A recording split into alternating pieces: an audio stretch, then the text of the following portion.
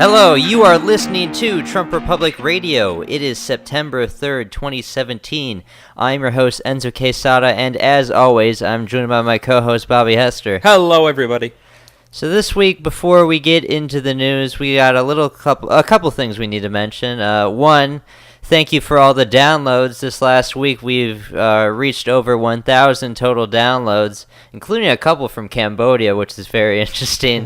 But yeah, thanks a lot for that. You know, we've been doing this show for what, like seven months now? About 6 months, actually. 7 months.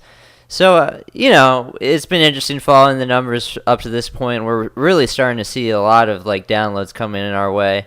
You know, and the quality of the show has been picking up, too, as well. So, good stuff with that. Another thing I want to bring up is we already have our topic for the midweek mini podcast already in mind. So that's going to be over all of the global conflicts in the world that are happening right now. I'm looking to call it the 2017 Global Conflict Report. But if you're interested to see what are all the wars that are happening right now in the world, stay tuned for that. We'll have it out probably Wednesday night.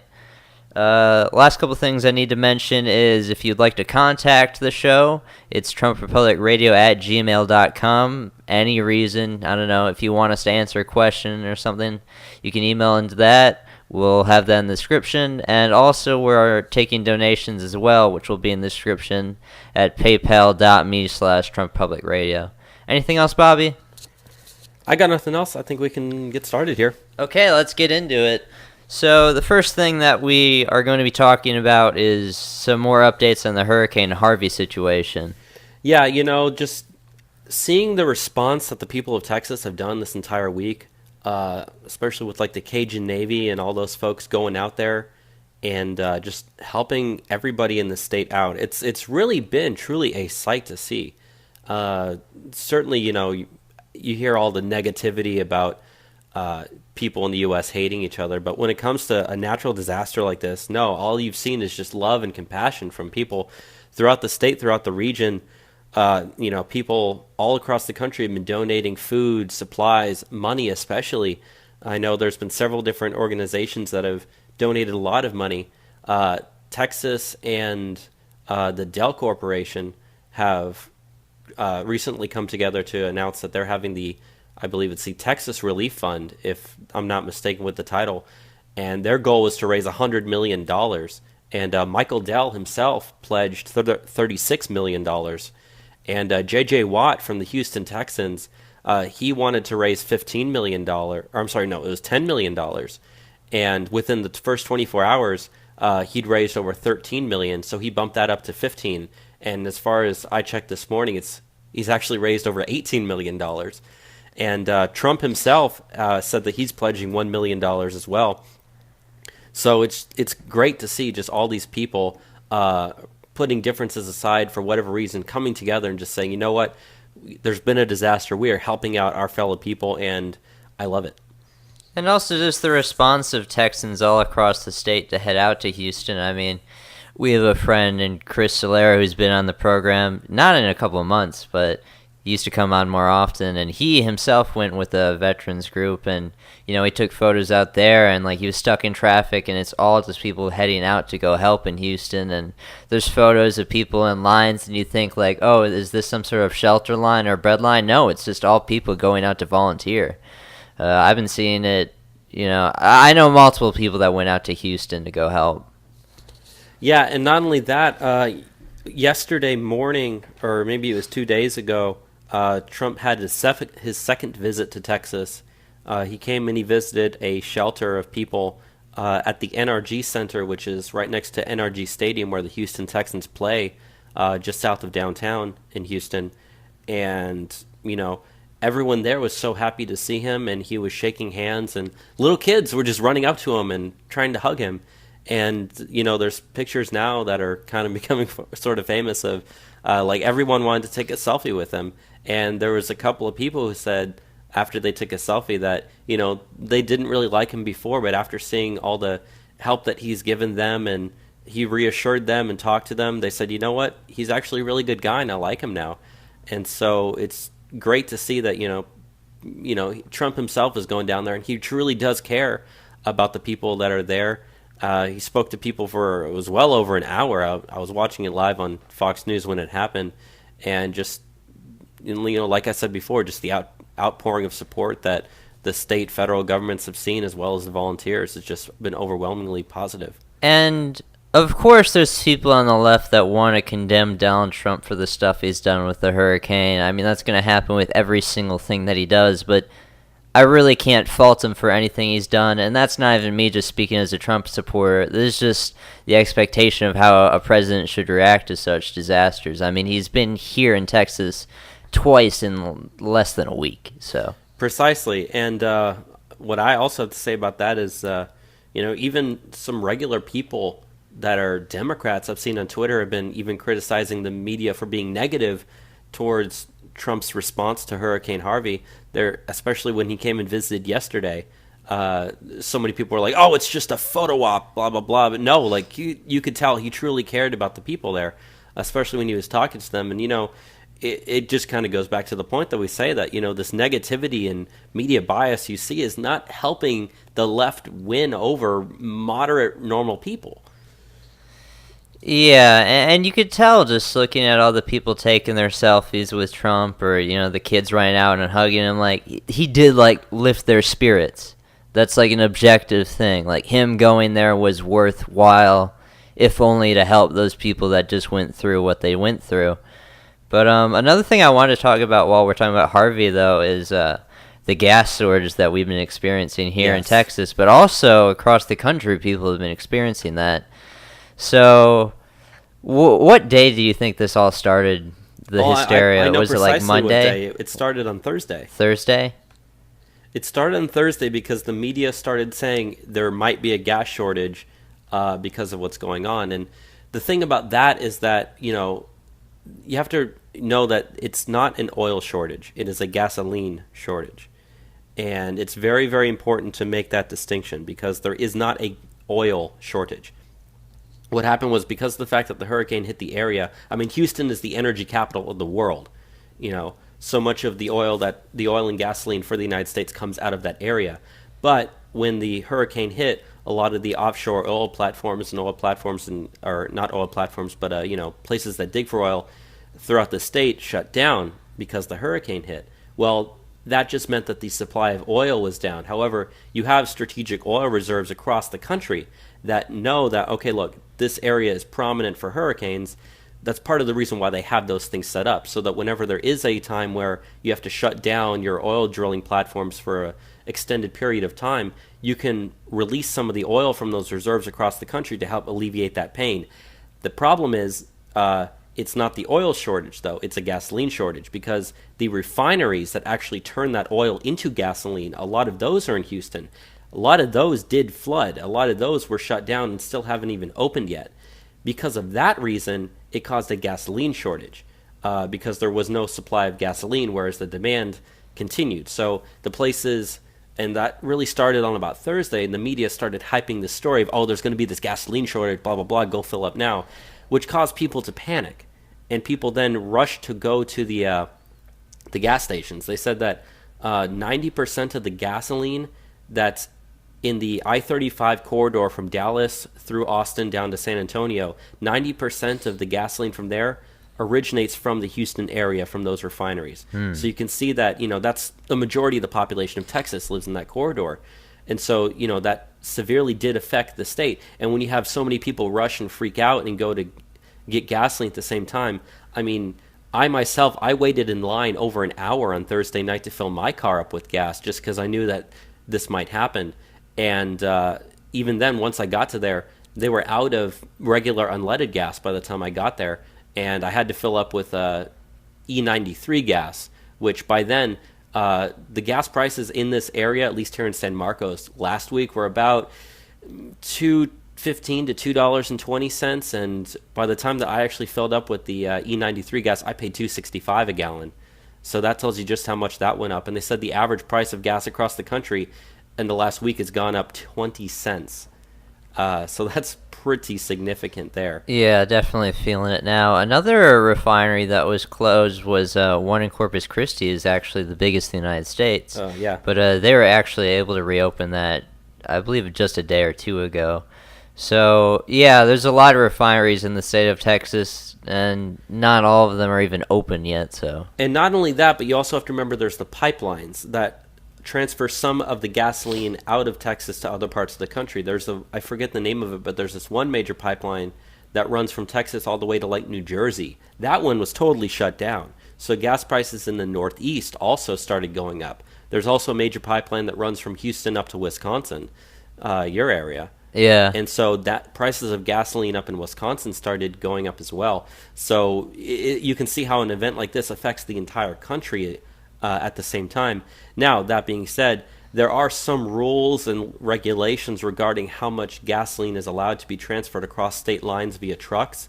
And Governor Abbott here in Texas actually said that he was waiving those regulations for the next week or so to allow the supply of gasoline coming into the state to go up to help alleviate with this shortage. Now, a lot of people are saying, oh, there is no gasoline shortage, don't worry about it.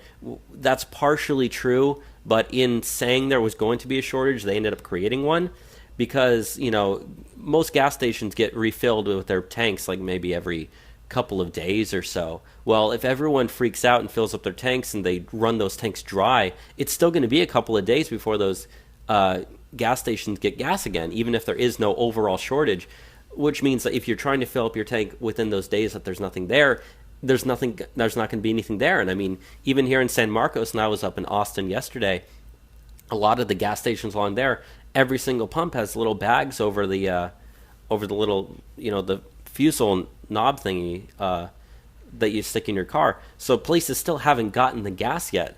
And what's going to be interesting is once those places do get gas, everyone's then going to rush to try to get gas because they haven't been able to fill up for a couple of days. Yeah. And so it's going to create this problem for the next couple of weeks until it kind of solves itself, or at least lets itself kind of, fix itself, really. So that's pretty much what I had to say there. But yeah, that's pretty much what I had to say there. Yeah, for me, as far as the gas storage went, I was at my mom's house on Thursday because I don't have class on Thursday, and my mom said to go fill up because there's going to be a gas shortage. But I kept on seeing on Facebook, everyone's like, "Oh, there's no gas shortage. Don't rush out. You're just going to cause a shortage." So I said to myself, like, "Nah, I'll wait." But on Thursday in Elgin, the price of gas was $2.39, and on Friday before I headed out to San Marcos, it was $2.59.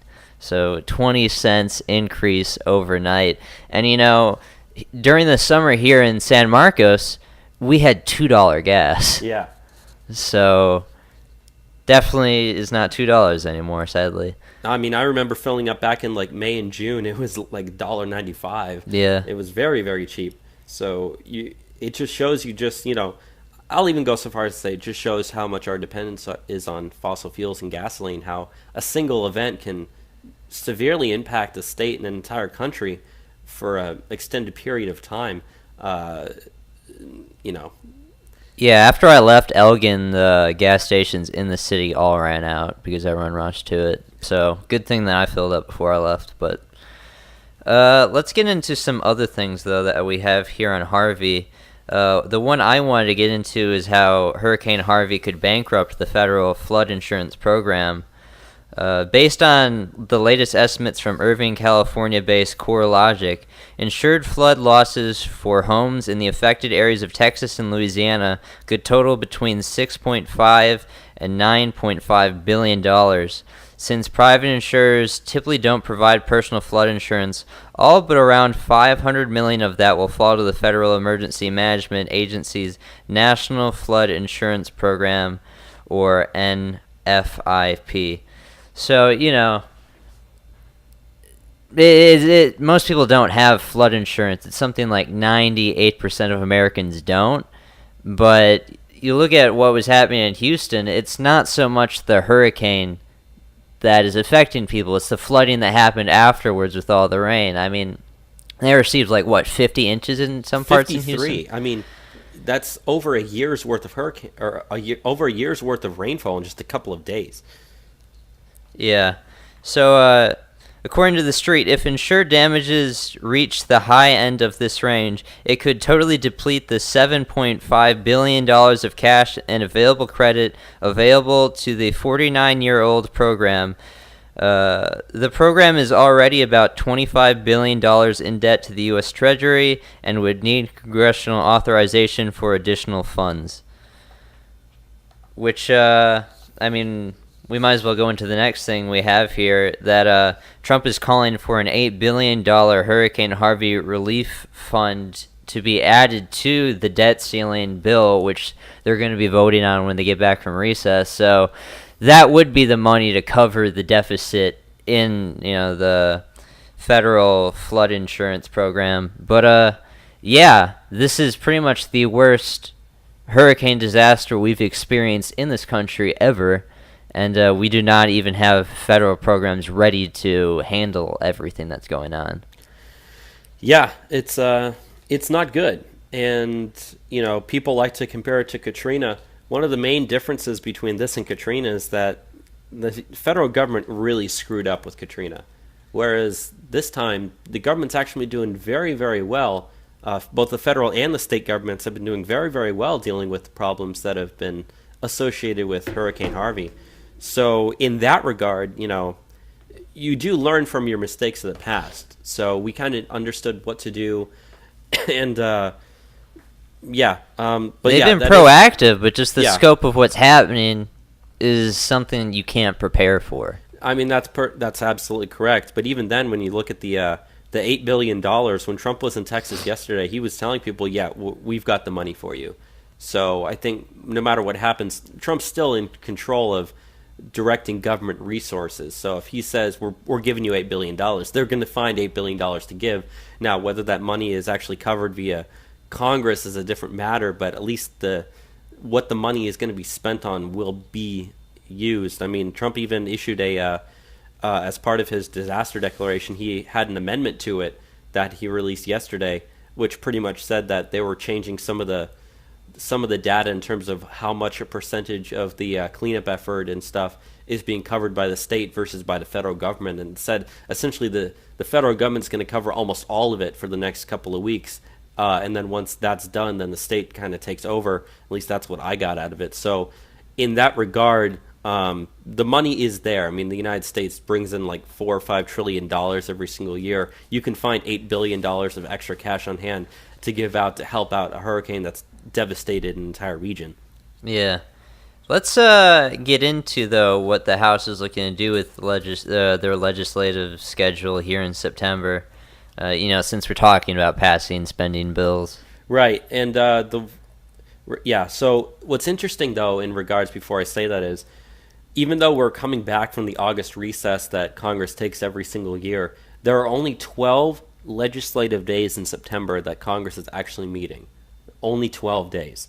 So Representative Mark Meadows from North Carolina is the chairman of the House Freedom Caucus. Now, he was on Sirius XM on the Patriot Channel earlier this week talking about what he and other conservatives are planning on doing during these 12 legislative days. He's calling it the Dirty Dozen.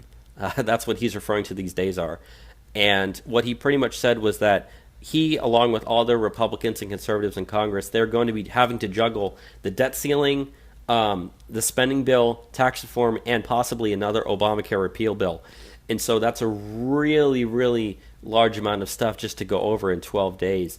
And so what he said is that's going to determine whether or not they remain in power as a Republican majority in 2018. And he even went so far as to say that, we've got to make sure that we get things done in these 12 days, because otherwise, the future of the Republican Party completely depends on it. So this is a very, very important 12 days of what's going on. Even more so than that, there are only 48 legislative days before the end of the year. So, you look at the last 200 days of the Trump administration, it seems like Congress hasn't really gotten anything done. They've only got 48 legislative days before the calendars turn over to 2018. And then you really start to see the pickup of midterm elections starting to come full throttle. So what they really need to do is start with tax reform. And I know they got to cover the spending bill, which seems like that's kind of come out of nowhere now, at least to me. But especially Which also, in regards to the spending bill, the interesting thing is, are they going to add this wall funding? Right. Because the Senate has not confirmed that, but the House committee has confirmed the $1.6 billion for the initial 115 miles of the wall. But also it makes you wonder, are they going to be able to pass any more funding for the wall, or are they going to be held up in doing so?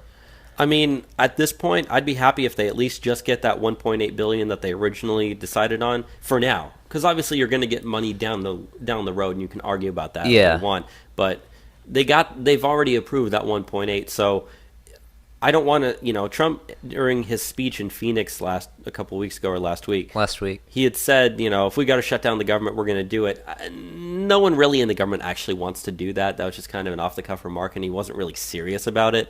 At least that's how I took it, and it looks like he's not that serious either. I think he's backing off on it now. There's been some articles that have come out saying that the White House is not looking to actually push to shut down the government if that's the case, and I agree. I don't think it works in Trump's interest or the country's interest to shut down the government over funding that's already kind of been approved, to try to get more. At least get what you have. I'm not too happy about the fact that we have to keep raising the debt ceiling, but they're going to have to raise the debt ceiling, as bad as that is to say. They're going to have to figure out what to do with the rest of the spending bill. But like I said, most importantly, they do need to start with tax reform. Time is running out on that. The voters are getting PO'd at Congress. And it'll really mess up the market if they screw this up. Absolutely. And if you look back historically, September and October are the worst months for the market. Almost every single crash happens in the month of October.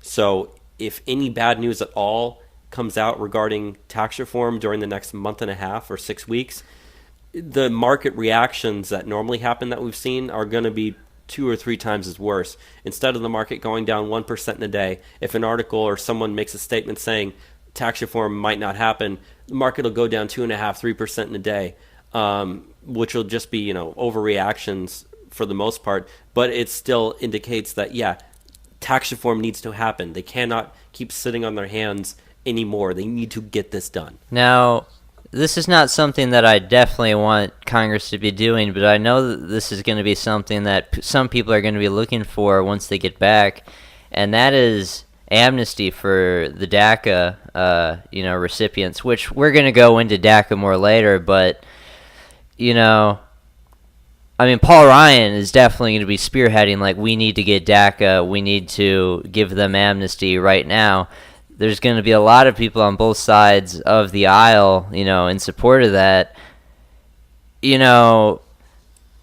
It would really blow my mind if Trump comes into office, and instead of getting to pass health care or getting to pass tax reform, the first big thing that they send to his desk would be amnesty, which he wouldn't sign, but we're wasting our time with this stuff, and that is the focus of a lot of people, even though it shouldn't be. Yeah, like you said, we're going to get to DACA here in a while, but I kind of want to pivot back to when I was talking about tax reform.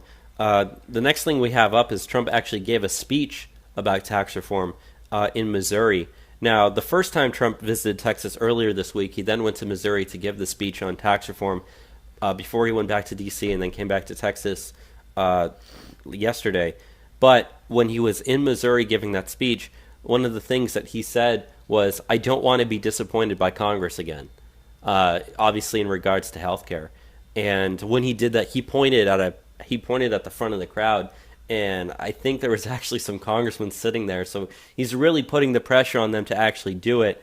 But what he did was he actually was saying that Democrat Senator Claire McCaskill of Missouri, he even told the voters, he said, look, if she doesn't vote for tax reform, you need to vote her out of office.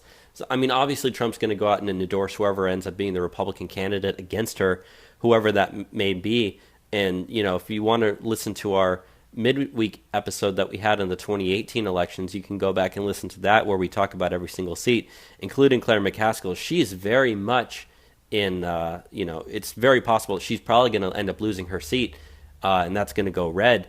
So, there is a lot of pressure on Democrats as well to try to compromise, at least in some regard, on tax reform, if anything, to try to just win their seats back.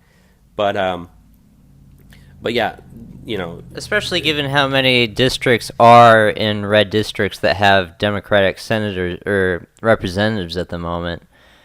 there's something like over 100. Yeah, there is. So, yeah, they need to do something. Otherwise, they're going to lose that seat. What's interesting, though, is that after Trump gave that speech, both Paul Ryan and Mitch McConnell went to Twitter and tweeted their support for passing tax reform. So that was very interesting that the two guys who kind of seem to be counter to Trump's agenda after he gives this big speech come out and say, yeah, we're with you, Mr. President. And Paul Ryan himself said that the White House and Congress are, quote, in sync with each other regarding tax reform. So who knows? It might be possible that tax reform might be one of these things that we kind of hype up as being this politicizing thing that we have to fight the establishment with. But it might end up being something that doesn't go as bad as we think it's going to be. You know, if you have Paul Ryan and Mitch McConnell tweeting out saying we're on board with you, wanting to get this done, I don't know. I mean, they still might try to sabotage it, but who knows? They might end up being on board. And, you know, the Republican establishment, as bad as we don't like them, they're still slightly more conservative than liberals, and they tend to favor lower taxes just as a general platform. That is like the thing that they talk about so much. You know, I mean, I don't remember what Ryan's approval rating is, but McConnell has an 18% approval rating, so like it's time to do something. Yeah, and they know that too. And I think we talked last week, we had an article that was saying that the closer you get to the elections, the more that Congress doesn't act, the higher chance of tax reform actually passing, for the simple fact that the American people elected their representatives and senators to pass this stuff. If they don't do it, they get voted out. And there's so many people on both sides of the aisle right now who stand a chance of losing in close districts that they need to save their, if they want to save their seats, they have to do it. They have to pass it. So there's a lot of pressure on them to actually do it, which is why I actually said in our tax reform midweek episode that I thought that tax reform, you know, I'm more optimistic that it'll actually get done for that simple reason. And it appears that after you see them tweeting that response to Trump's speech, that might actually be the case. Yeah. Do you want to go now into some of this State Department stuff that we have here? Yeah, sure. So one of the things that came out earlier this week was a Trump tweet that was in response to a couple of things that were regarding unfilled vacancies within the State Department. Now, as of right now, there are about 70 positions in the State Department that are completely unfilled at this current moment. And the debate really has been, okay, are we going to fill these seats up? Are they going to need congressional approval? Who's going to be in the seat? But Trump actually tweeted out, he said, actually, you know what? We're not looking to fill any of these positions. We don't really need them. We're just going to cut them, try to reduce the size of the government. And so that's been something that Trump and Secretary of State Rex Tillerson have been kind of pushing, at least over the last week, is saying, you know what, we've got all these seats. Are they really necessary? Do we need them? If we don't need them, if they're not necessary, I mean, to be honest, most of the necessary seats have already been filled. This is smaller stuff. So we really don't need to fill them. And, you know, I'm personally in favor of cutting the size and scope of government any way you possibly can. So that reads good news to me. But the Fox and Friends was actually the TV show that was talking about it, and that's why Trump sent out his response was to what they were actually saying on the show. And not only did they say that there's 70 positions that exist within the State Department, there are about 366 positions across the government itself that still haven't been filled. And so we don't know right now if those are also looking to get cut, but if they do, that's great news, at least for taxpayers in terms of spending money, because, you know, if you're a Republican or a conservative, most of those people tend to be small government minded to begin with. That just brings good news in the minds of those listeners. And the people that you would have filled this position in the State Department probably wouldn't be supportive of Donald Trump. So no, definitely not. No point in filling them. Do you want me to go into this HUD stuff? Yeah, go ahead. Okay, so the Department of Housing and Urban Development, which is one of like Obama's most abused departments as far as like doing kind of less than ethical things. There is a program that was started under the Obama administration called Small Area Fair Market Rents that was supposed to go into effect on October 1st in 23 metropolitan areas. But the administration this week has suspended that effort. Now, what this program, Small Area Fair Market Rents, would do is essentially say you have like a low income family that makes about $1,000 a month or something. So if they wanted to rent in a higher, income area with more expensive housing, they would have to put 30% of their income towards like the housing, and then the government would subsidize the rest. So we're not going to do that anymore, which, I mean, I'm pleased. I mean, they don't deserve that housing. I don't see why taxpayer dollars should be funded towards, just giving housing away to people. And that the government doesn't need to be subsidizing poor people living in richer areas. I mean, we've seen this happen many times before, where the government just subsidizes a lot of people, and those areas do end up suffering negatively economically because of that. There's a reason why richer areas have richer people that live there, and they stay that way because those people take care of those areas the way that they do. In regards to, if you go through any area where there's a lot poorer people, you notice a difference. They don't care about the upkeep of their, houses as much as people that own their own houses. And that's absolutely true. My parents, they own a house that we rent out. We've been doing that for about the last almost 20 years now. And even then, you're absolutely right. You notice the difference between people who actually own houses versus people who rent houses. And people who rent houses, they don't take care of things the same way. They don't treat it the same way as if they actually owned it. I'm not saying they treat it necessarily bad. I mean, some people do, but the vast majority don't. But definitely there is a difference. It's not taken care of as well and all that sort of stuff. And the same thing is true if you're living in housing that's subsidized. It's pretty much the same way. You still don't own that. It's not your real property. And you do see a negative decline in lots of areas when the government starts quite literally paying for people to move in. Yeah, the property values start to drop, and oftentimes when you do these things with Section 8 housing, also crime goes up. True. So it just makes living in these neighborhoods worse. I have a similar story, actually, as far as like renting out housing.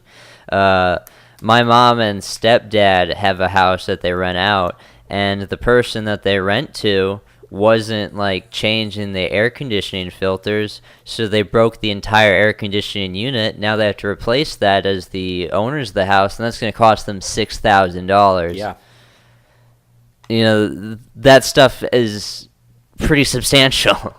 So, yeah, Ben Carson, who is in charge of HUD, has said that he saw this effort by the Obama administration to be mandated social engineering.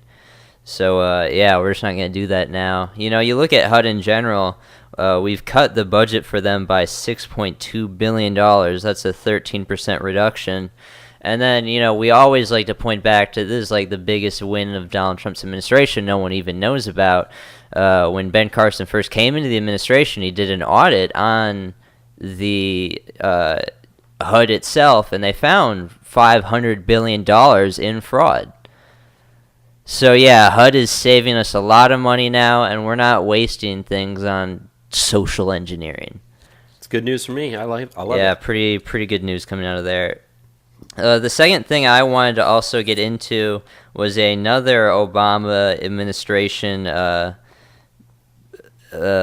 program, I guess, that they're going through, and that is we are ending Obama's gender wage gap initiative, which was requiring all businesses to track data on how much they pay their workers based on different categories such as gender, race, and ethnicity. So now that we're not doing that, these businesses don't have to even worry about that. That's a regulation gone in their mind. We're just saving them some time. So I mean, the gender wage gap is a pretty well debunked statistic. I don't even think we need to go into it, really. No, not at all. I mean, if someone doubts us on that, you can go look it up for yourself. There's plenty of studies on it. So it's good that we're not wasting time with pseudoscience chasing after false patriarchal wage gaps. So that's also good there. Let's go into the economy now, though. Yeah, so the first two things that we have to talk about here with the economy is both really, really good news. The first is that the GDP from the second quarter was originally reported as 2.7% increase. but that's now been revised up to 3% increase. So Trump's now broken the 3% GDP growth in a single quarter. And if you remember, President Obama... Which was his promise. Yeah, that was his promise. President Obama is the first president in history to not have 3% GDP growth for a quarter in his entire presidency. Trump's now hit it in the second quarter in office. So that's fantastic. And, we reported last week that the Federal Reserve Bank in Atlanta is reporting that there's a possibility that we're going to have over 4% growth, or almost 4% growth for the third quarter. So obviously, that's yet to be seen because the third quarter hasn't ended yet. So, but that's just kind of the trend there is continuing, that we're having this great GDP growth. And a lot of it does have to do with the stuff that we were just talking about regarding cutting regulations and stuff. That goes so far in terms of letting businesses just operate and allow themselves to invest money in themselves, continue to grow, not have to worry about government red tape slowing them down. You see an economy right now that's just exploding in such a great way. And a lot of it does have to do with stuff like we were just mentioning, cutting that initiative where you have to track your employees based on different criteria. I mean, it sounds like a small thing, and it kind of is. But you add on top of that the pages after pages of red tape that you have to go through to be a business owner. That's what kills a lot of the entrepreneurial spirit of a lot of people that start businesses. Right. But, I mean, that's not so much a problem anymore. You look at last year, we only had 1.7% GDP growth. Now we have the best GDP growth we've seen in years. And, it's because Donald Trump is destroying regulations at a fast rate.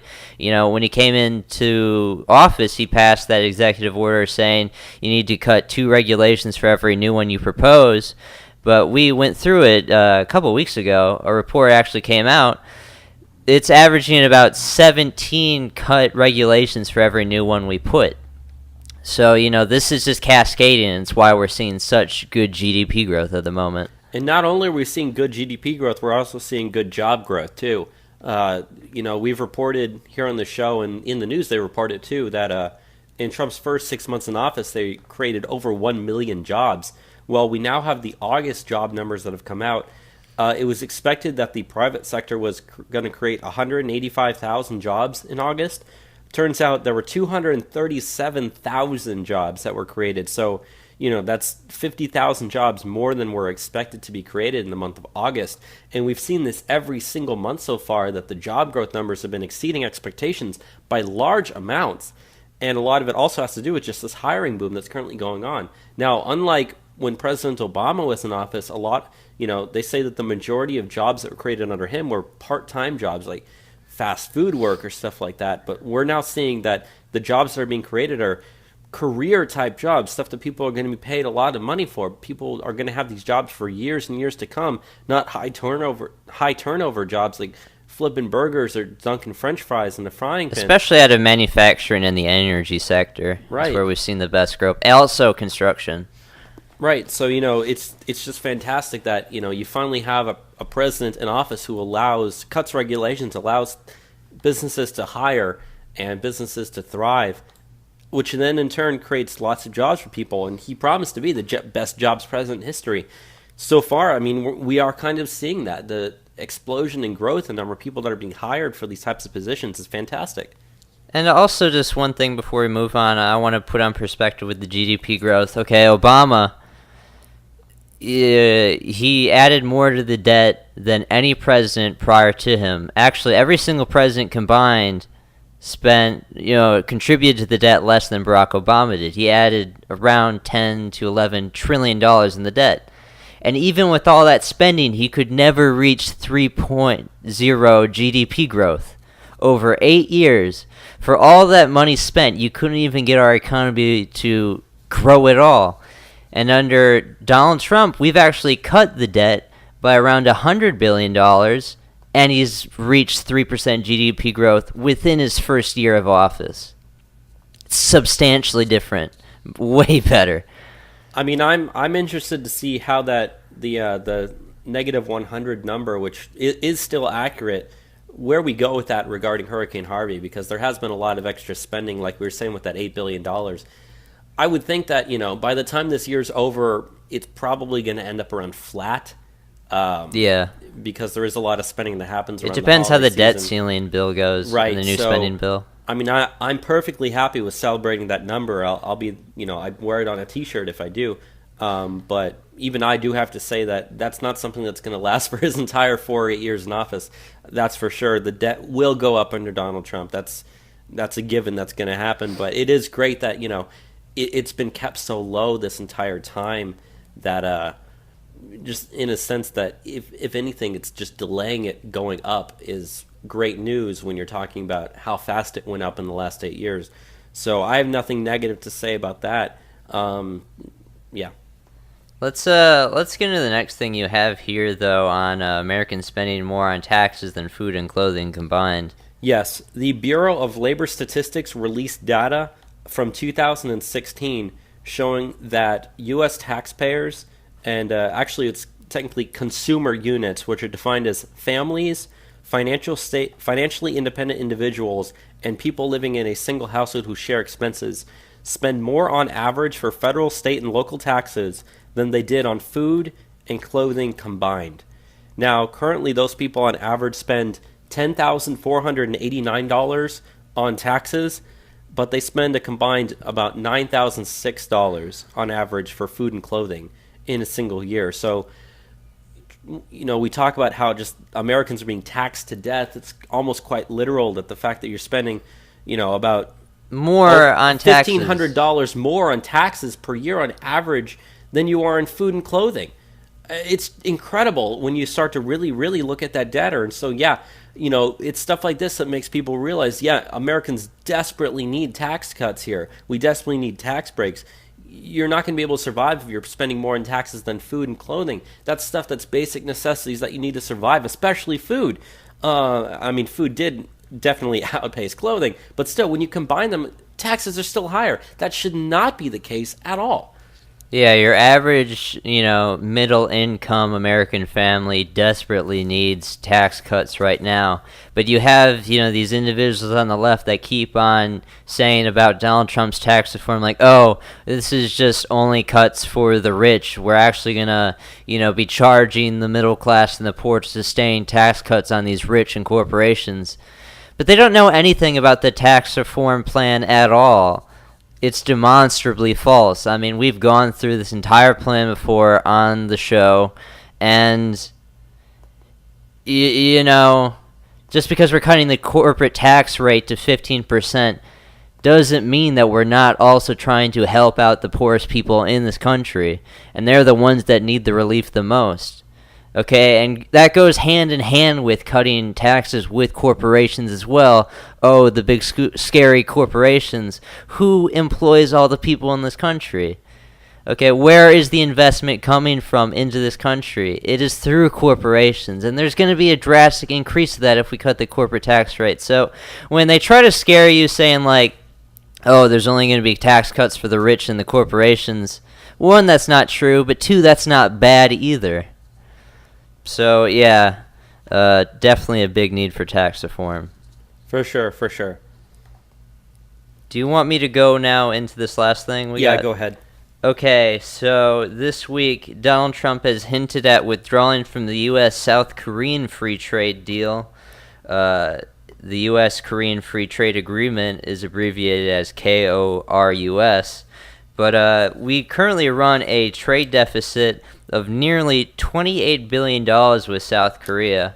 So, this is also at the same time which we're talking about renegotiating NAFTA, potentially leaving NAFTA.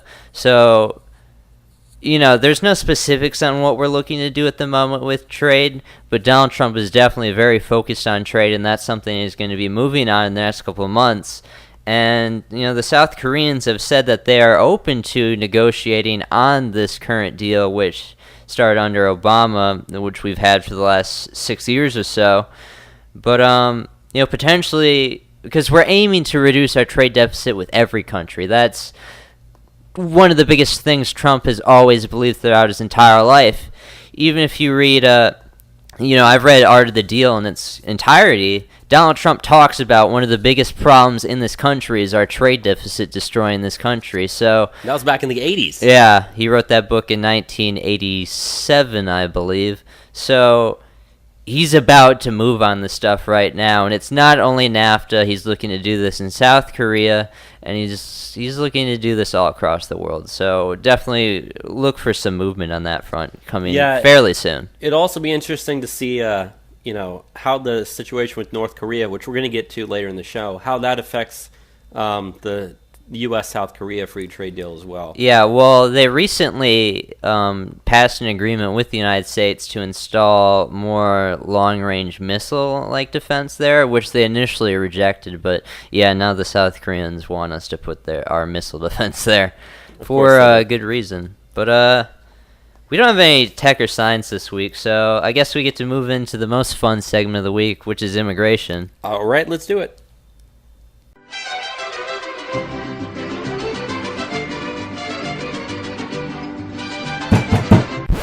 Open the door! Immigration! La migra, vamos, niños! This week in immigration. Okay, so the first big thing that we have to talk about immigration, which there's been speculation across the board on all week, and that's DACA. Now, this week we've been told that there's going to be movement on DACA, but it looks like we're going to be seeing this next week. Next week is in a week from another week. Right? Or next week is in the... Next week as in... 2 days from now. In 2 days from now. Right. So the deadline that they put on DACA is September 5th. So that's going to be Tuesday. Yeah, it's a Tuesday. That's what I heard as well. Yeah.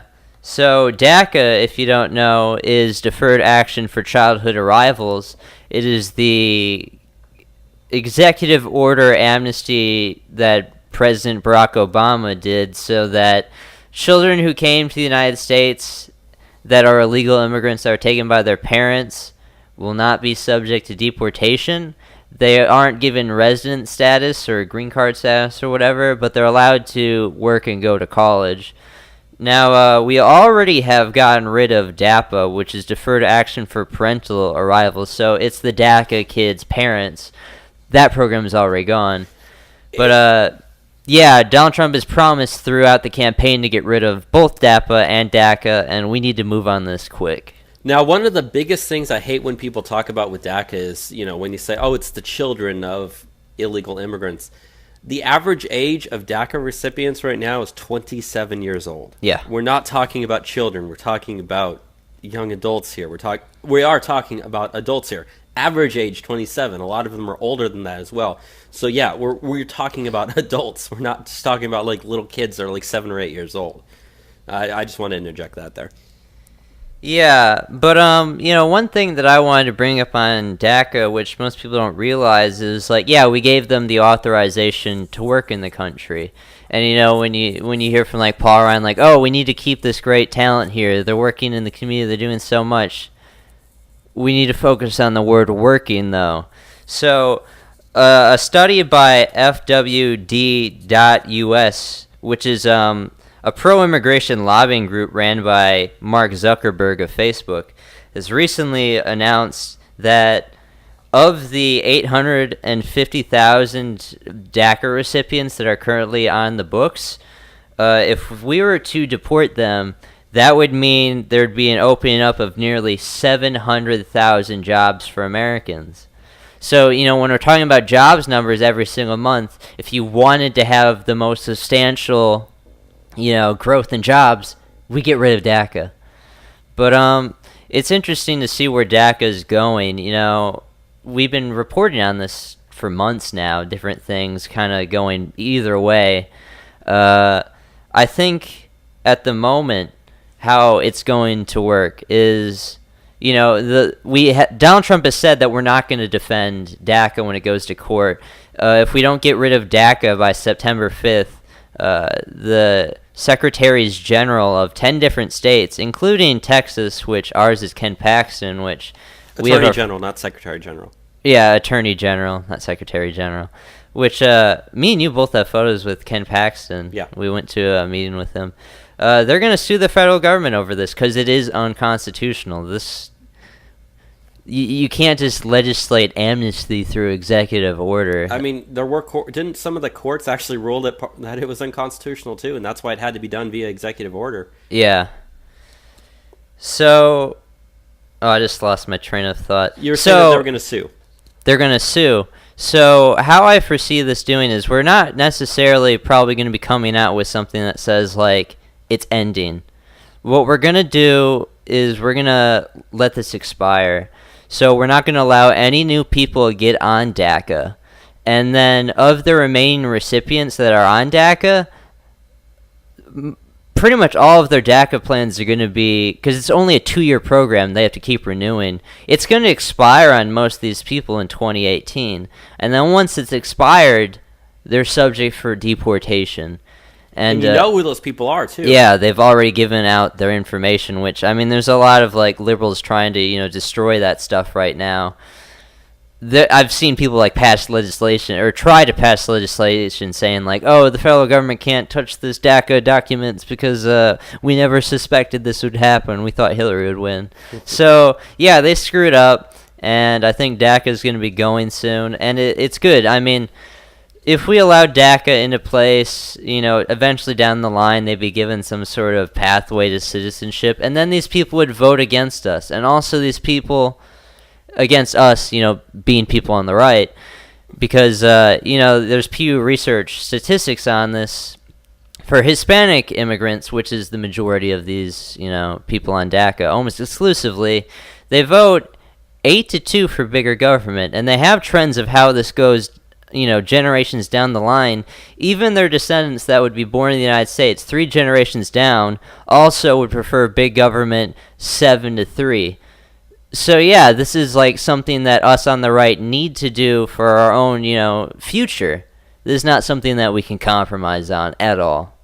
No, and you had mentioned that earlier in the show when we were talking about what's going to head to the president's desk in the 12 days in September. Even if for some reason they were able to get some sort of like amnesty package to the president's desk, he would veto it.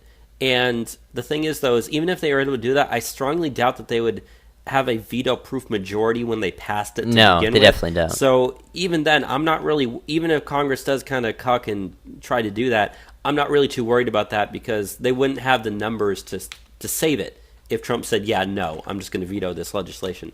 So at least in regards to what it looks like is, like you said, DACA, if anything, we'll just let it expire, which I personally think is the better option because it's not the immediate option, but it does about the same. If you were to just like sign an executive order rescinding it, which would be the legal case because it was an executive order to begin with, the firestorm. I mean, there's already a firestorm against Trump even doing this to begin with, but the firestorm that the left and even some more like liberal Republicans would do on the right, yeah, we're used to this, but it gets tiring.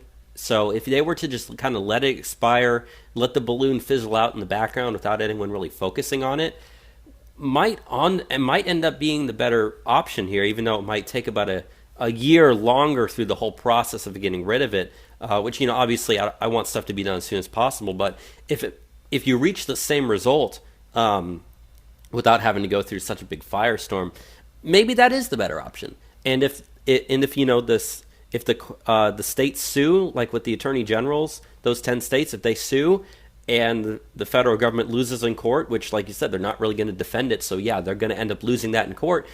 Trump, doesn't really have to put his name on it. He could say, hey, the courts are the ones that decided this, not me. Yeah. So, there are a lot of ways forward, as you were saying, not all of which have to have a bunch of negative leftist reactions coming towards Trump. So it's going to be interesting which way ends up playing out. But in the end, pretty much all options lead to DACA is going to be gone. Yeah. And, I'm not a big Constitution guy, but I've said this before in the program. This is my favorite line from the Constitution, from the preamble. Secure the blessings of liberty to ourselves and our posterity. The DACA kids are not our posterity. They do not have a claim on the future of the United States. It's not for them. It's for us. And when they vote for bigger government, they're not securing the blessings of liberty either. I mean, people define liberty as freedom from government tyranny. A bigger government only leads to bigger tyranny. So if you're voting for bigger government, you're not voting for liberty. So yeah. So this is an existential crisis that we need to resolve. Yes. Let's move on to the next story that you have here, though, for us about some tunneling going on. Yes. So this is kind of an interesting story. There were 30 people that were found crawling through a tunnel from the Mexico border into the United States, and they were all detained by the Border Patrol.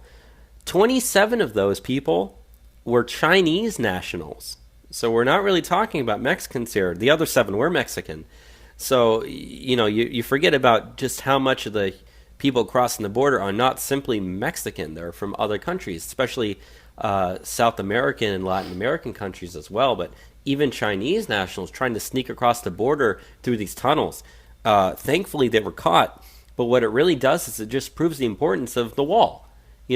As part of the wall, Trump said it's gonna be underground too, so we're gonna go after these tunnels. And there are pictures that were released as part of this. It's not like it's a reinforced tunnel with lights and stuff. It barely looks big enough for someone to just crawl through. I'm surprised someone wouldn't get extremely claustrophobic being down there, trying to sneak across the border.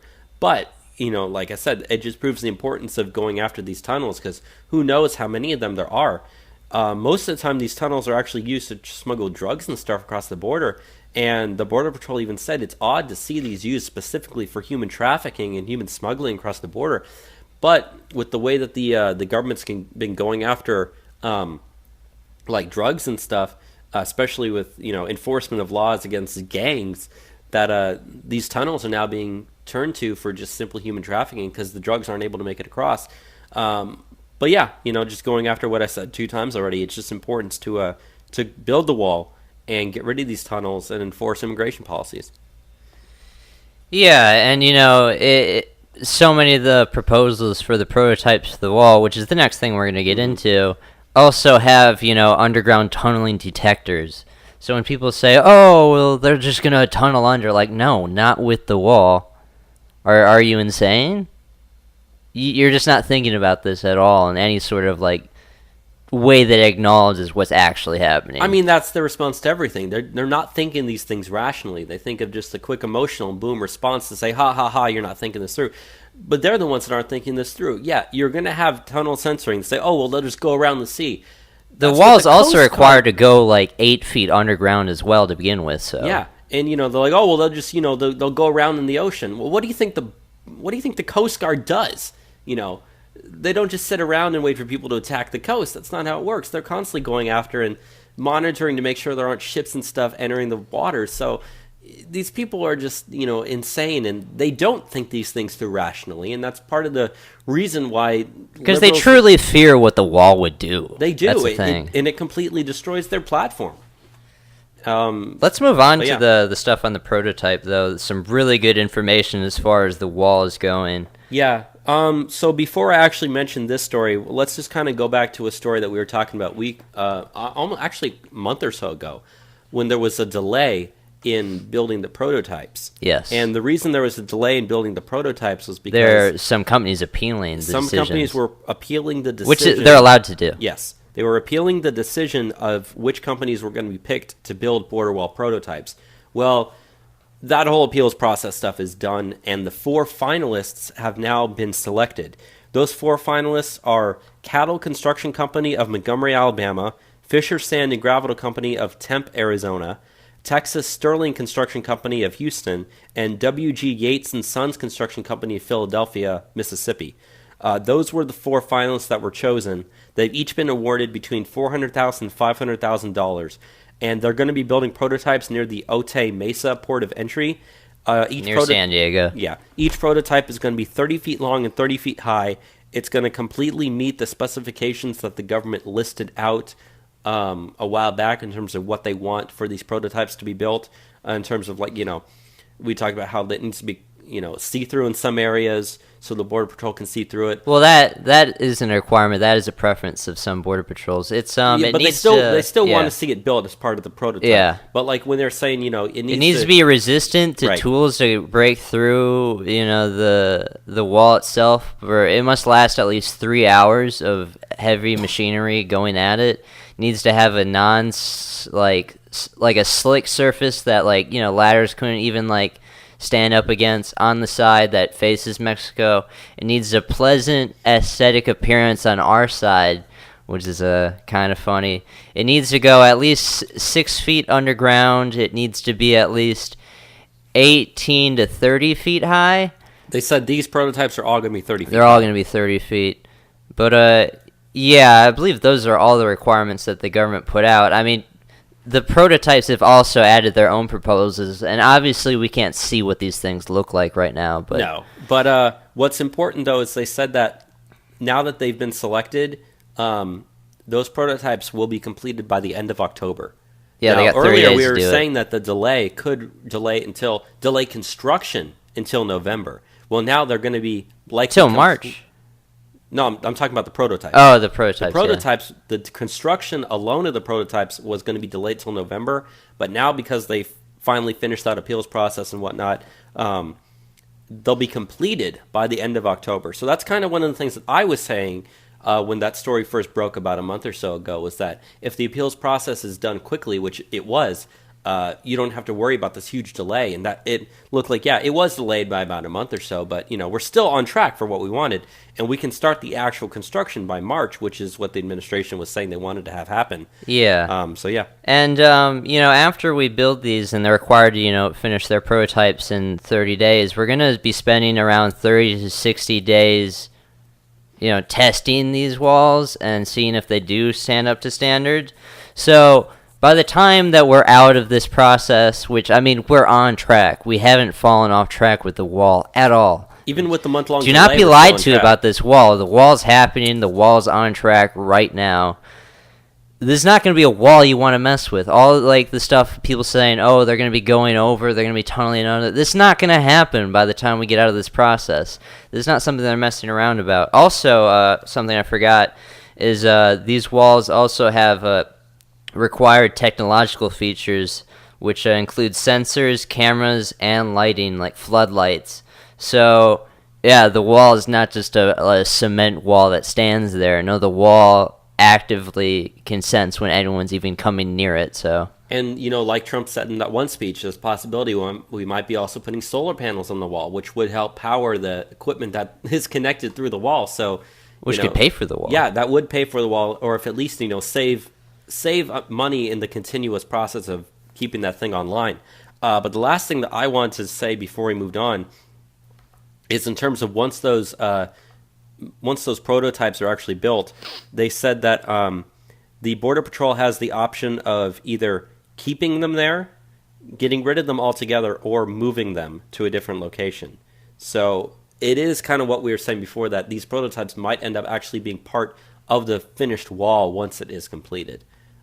So that's going to be really, really fun if that actually ends up happening as well. Yeah. Let's go into now some stuff on potentially funding the wall that has been some speculation coming out of the White House, and that is the White House is considering a remittance tax to fund the border wall. Now, this is something that we've been talking about for a very long time. Going back to when we did the midweek mini podcast on the wall, we talked about how you could fund the wall itself, and remittance has always been probably the easiest way you could do this. Now, Representative Mike Rogers of Alabama proposed back in March a 2% tax on cash remittances to anyone who remits back to South Africa, but that bill has been kind of trapped in committees ever since. But just looking at the potential that we have towards remittance, Mexico alone is getting back $24.32 billion as of 2015. They got back remittance. That's dollars just for the year 2015. Wow. So what that is that's people coming to the United States, legal or otherwise, and sending back money to Mexico. It's just money leaving our economy. Like wire transfers and stuff. Yeah, wire transfers and such of that ilk. Following that, China gets back 16.25. India gets back 10.96, and throughout the World Bank estimates that $133 billion leave the United States in remittance, and that is as of just the fiscal year of 2015. So we have similar numbers, probably even higher right now. I was going to say, if you have a 2% tax on that, that's well over the what was it, 1.3 or 1.6 billion that that the House originally put 1.6 billion. That's for the much first more year. over. That's almost might even be twice that much once you get to those higher numbers. So that would definitely pay for the wall. So easily. Yeah, if you purely just put a 2% tax on remittance, we could be funding the wall by the billions. And it wouldn't be that hard. And, I've also seen proposed potentially putting on a 7% tax if they cannot prove that they have U.S. citizenship. So, everyone's always just like, oh, Donald Trump, you're not going to make Mexico pay for it. No, we're making Mexicans pay for it. Like, if they want to send their money back to Mexico, they're going to pay to fund this wall. Now, Mexico's economy, when you look at that, the biggest import for the economy for them is remittance. There's no other industry that is more important than remittances. You could destroy their entire economy if you wanted to, just on the basis of remittance.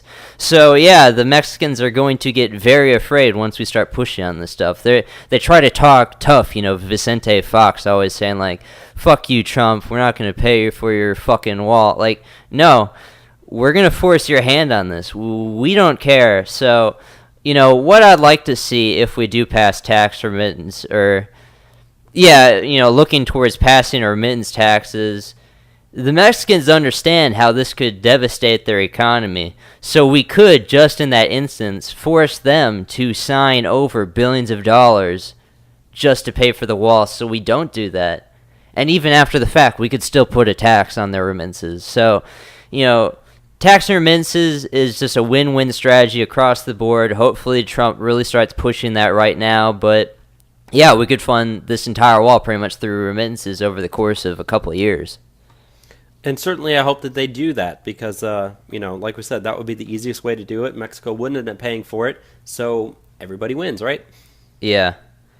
Do you want to go into this DHS stuff you have here? Yeah, so the next story that we want to do is the Department of Homeland Security has now put has at least now laid out some new steps in terms of what they want for the, quote, extreme vetting. Now, this has both to do with refugees and people that are wanting to immigrate into the United States, as well as people who are already in the United States who then want to become U.S. citizens.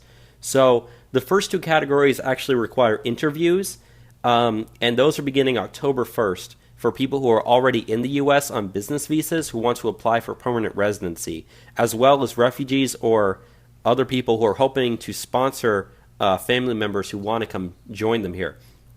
Now, those are in-person interviews, and that helps actually screen people through, that helps screen people for both fraud and national security risks. So instead of having to just fill out these forms and say, hey, I can get my family here, physically have to actually sit in front of people who are going to ask them questions and hammer them to make sure, A, they are who they say they are, they don't have any bad intentions, they haven't been breaking any laws, that sort of stuff. So that's obviously going to meet some resistance from immigration lawyers, but I don't really like those people to begin with, so I don't even care. But also going through that is Trump has ordered his agencies to develop a uniform baseline for screening. And the in-person interviews are actually part of that. So this is completely going in line with what Trump wanted in terms of extreme vetting. So what the other part of Trump's executive order that he originally signed was to create a database to make checking documents easier and having more questions on application forms designed to test for more fraud and malicious intent toward the United States.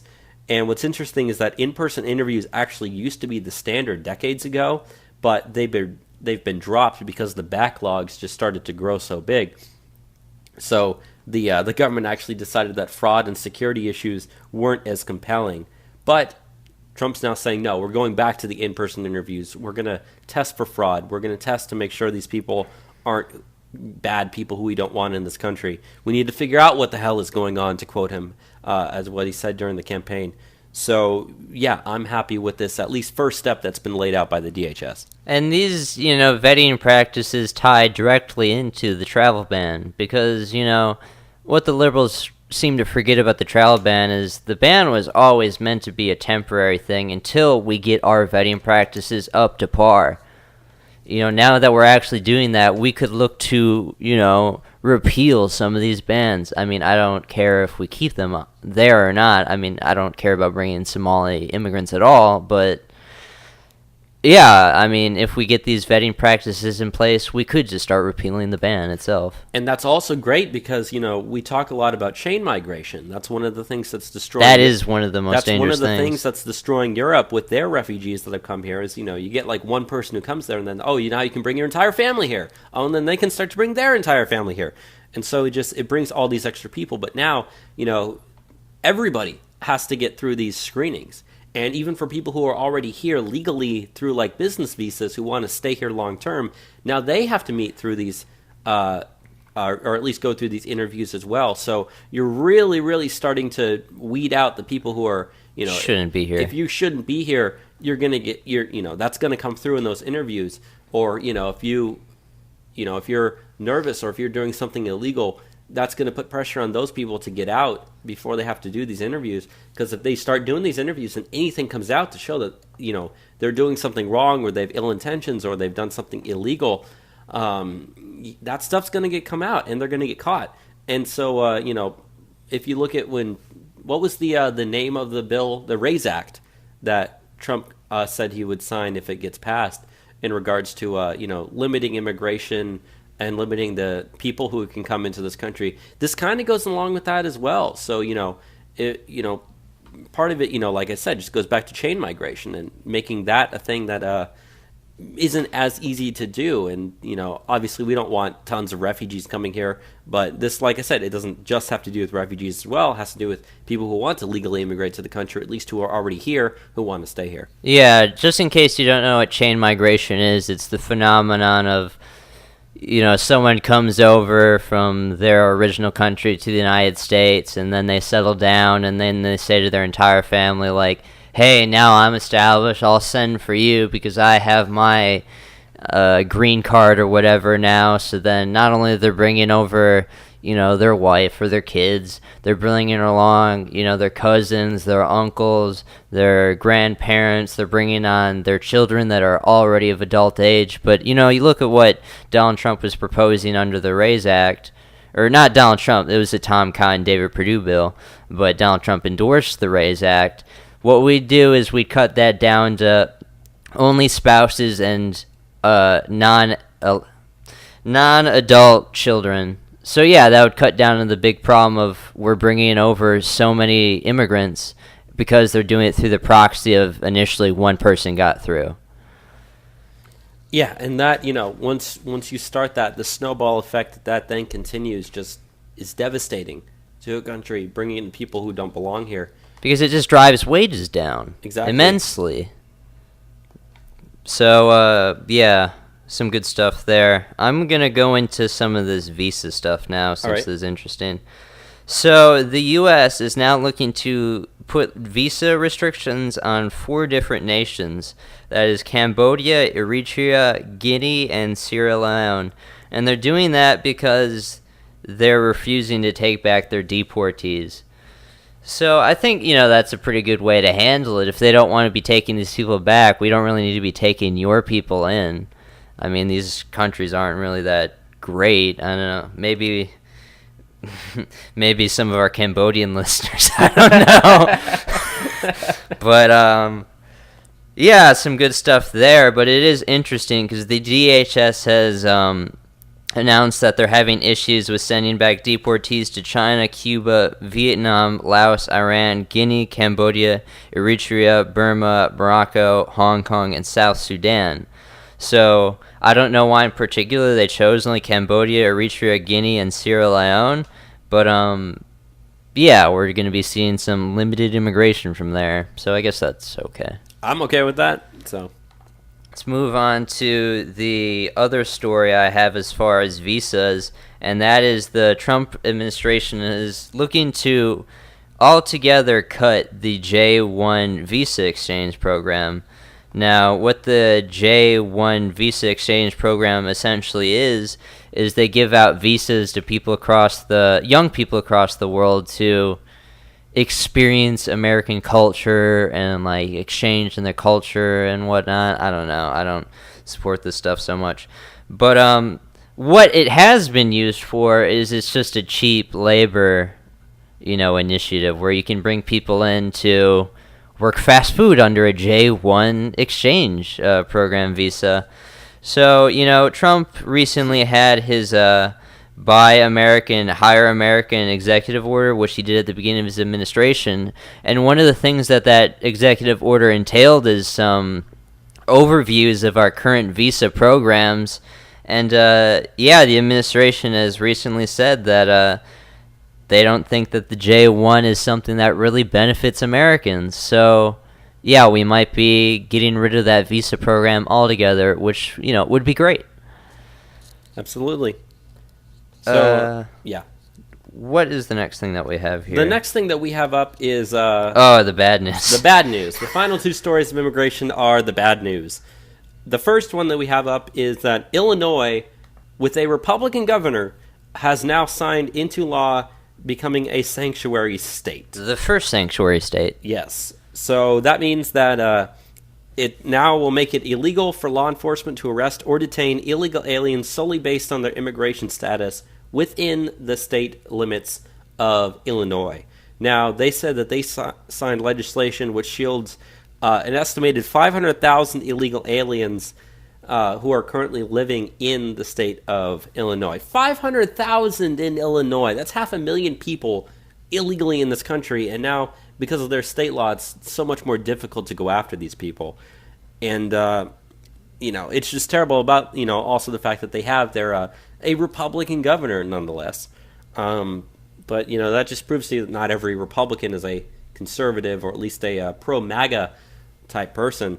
So I think that's absolutely terrible, and that's going to have some widespread repercussions there as well.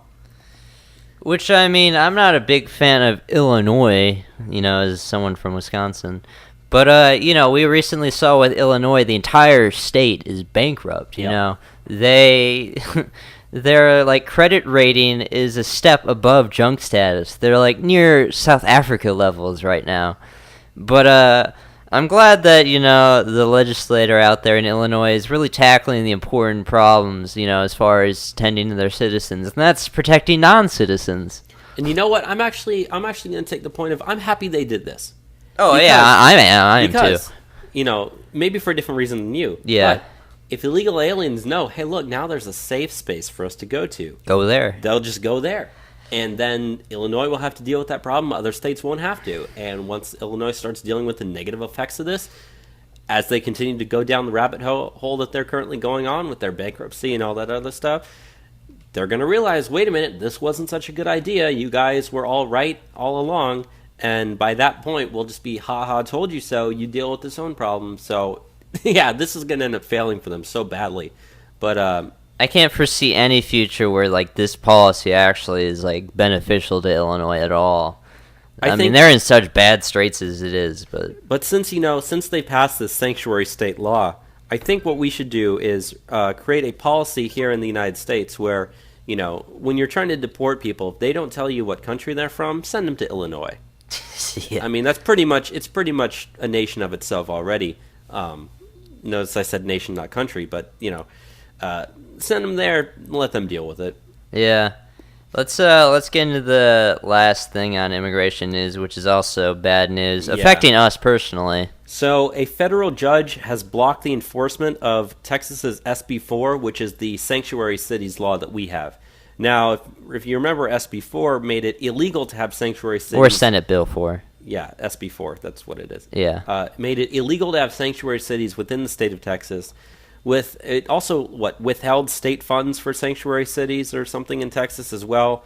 And also made it so that if you're anyone who's trying to enforce... If you're a public official that is trying to advocate against immigration in any sort of sense, you can not only be fined, but you could be facing prison and being removed from office. Also, it allows immigration officials or any officer to ask the immigration status of anyone stopped. Yeah. And so, U.S. District Judge Orlando Garcia is the one who has blocked this from going into effect. Now, he didn't strike it down completely. He's blocking it from going into effect for the purpose of allowing more time for other groups to sue against it. So like he's essentially saying like it's illegal to enforce the law. I mean this. Yes, and so there was a statement by the ACLU that was released saying the court was right to strike down virtually all of this patently unconstitutional law. There is nothing unconstitutional about this law is constitutional all the way through. It's 100% constitutional. And what's even worse is they go so far as to say Senate Bill 4 would have led to rampant discrimination and made communities less safe. The whole point is getting rid of people that aren't supposed to be here to begin with. We've gone over in the show the past about crime rates between legal citizens, illegal citizens. Illegals commit crime, it was like 3 times the rate as regular citizens here. It is very, very hard to get the numbers on this for good reason. The Democrats don't want you seeing that there is like disproportionate crime. But when you look at, say, Mexico, and you can control for nationality, when people come out and say like, oh, immigrants commit less crime than Americans, they're correct when they mean like legal immigrants, not illegal. They round it together so it looks better. But if you control for illegal aliens from Mexico, they commit nearly 3 times as many crimes as natives. And this is one thing that they mentioned in the Donald Trump speech we went to in Austin at the Austin rally. In Texas alone, we've seen 500,000 crimes by illegal aliens since 2010.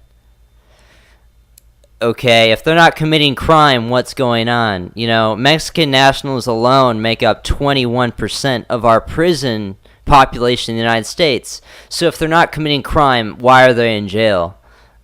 Okay, the idea that you're making a community safer by allowing criminals to like not be, facing the consequences of being here illegally, like it just doesn't make sense.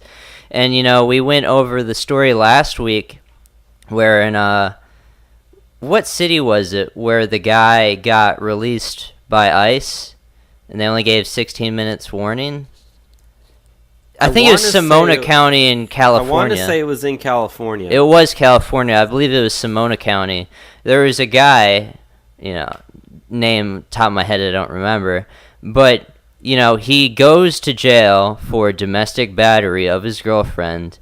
He's up to be released. He is an illegal alien.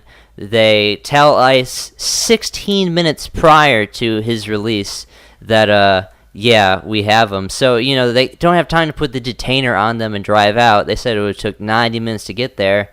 They release this guy, and even though his girlfriend has a restraining order on him, he goes and just kills her. Okay, it wasn't safer for her. It really friggin' pisses me off when, like, the Democrats are all like, oh, we gotta put in, like, gun restrictions or stuff. If we can save the life of one person because we put in some sort of gun control ban, it's worth it. But apparently you do that towards illegal aliens in these sanctuary cities, and it's not worth it, apparently. I don't get what the double standard is. I don't know why you're favoring non-citizens over the safety of citizens. It's insane. It's clown world. It's stupid. And what's even worse is I hate the fact that the ACLU blatantly lies here in a second. They say, to continue to that statement that I was reading, Senate Bill 4 would have led to rampant discrimination and made communities less safe. That's why police chiefs and mayors themselves were among its harshest critics. No, the only police chiefs and mayors were Democrats. They were liberals. They were people who were trying to defend their base here. I mean, that's exactly what these people are.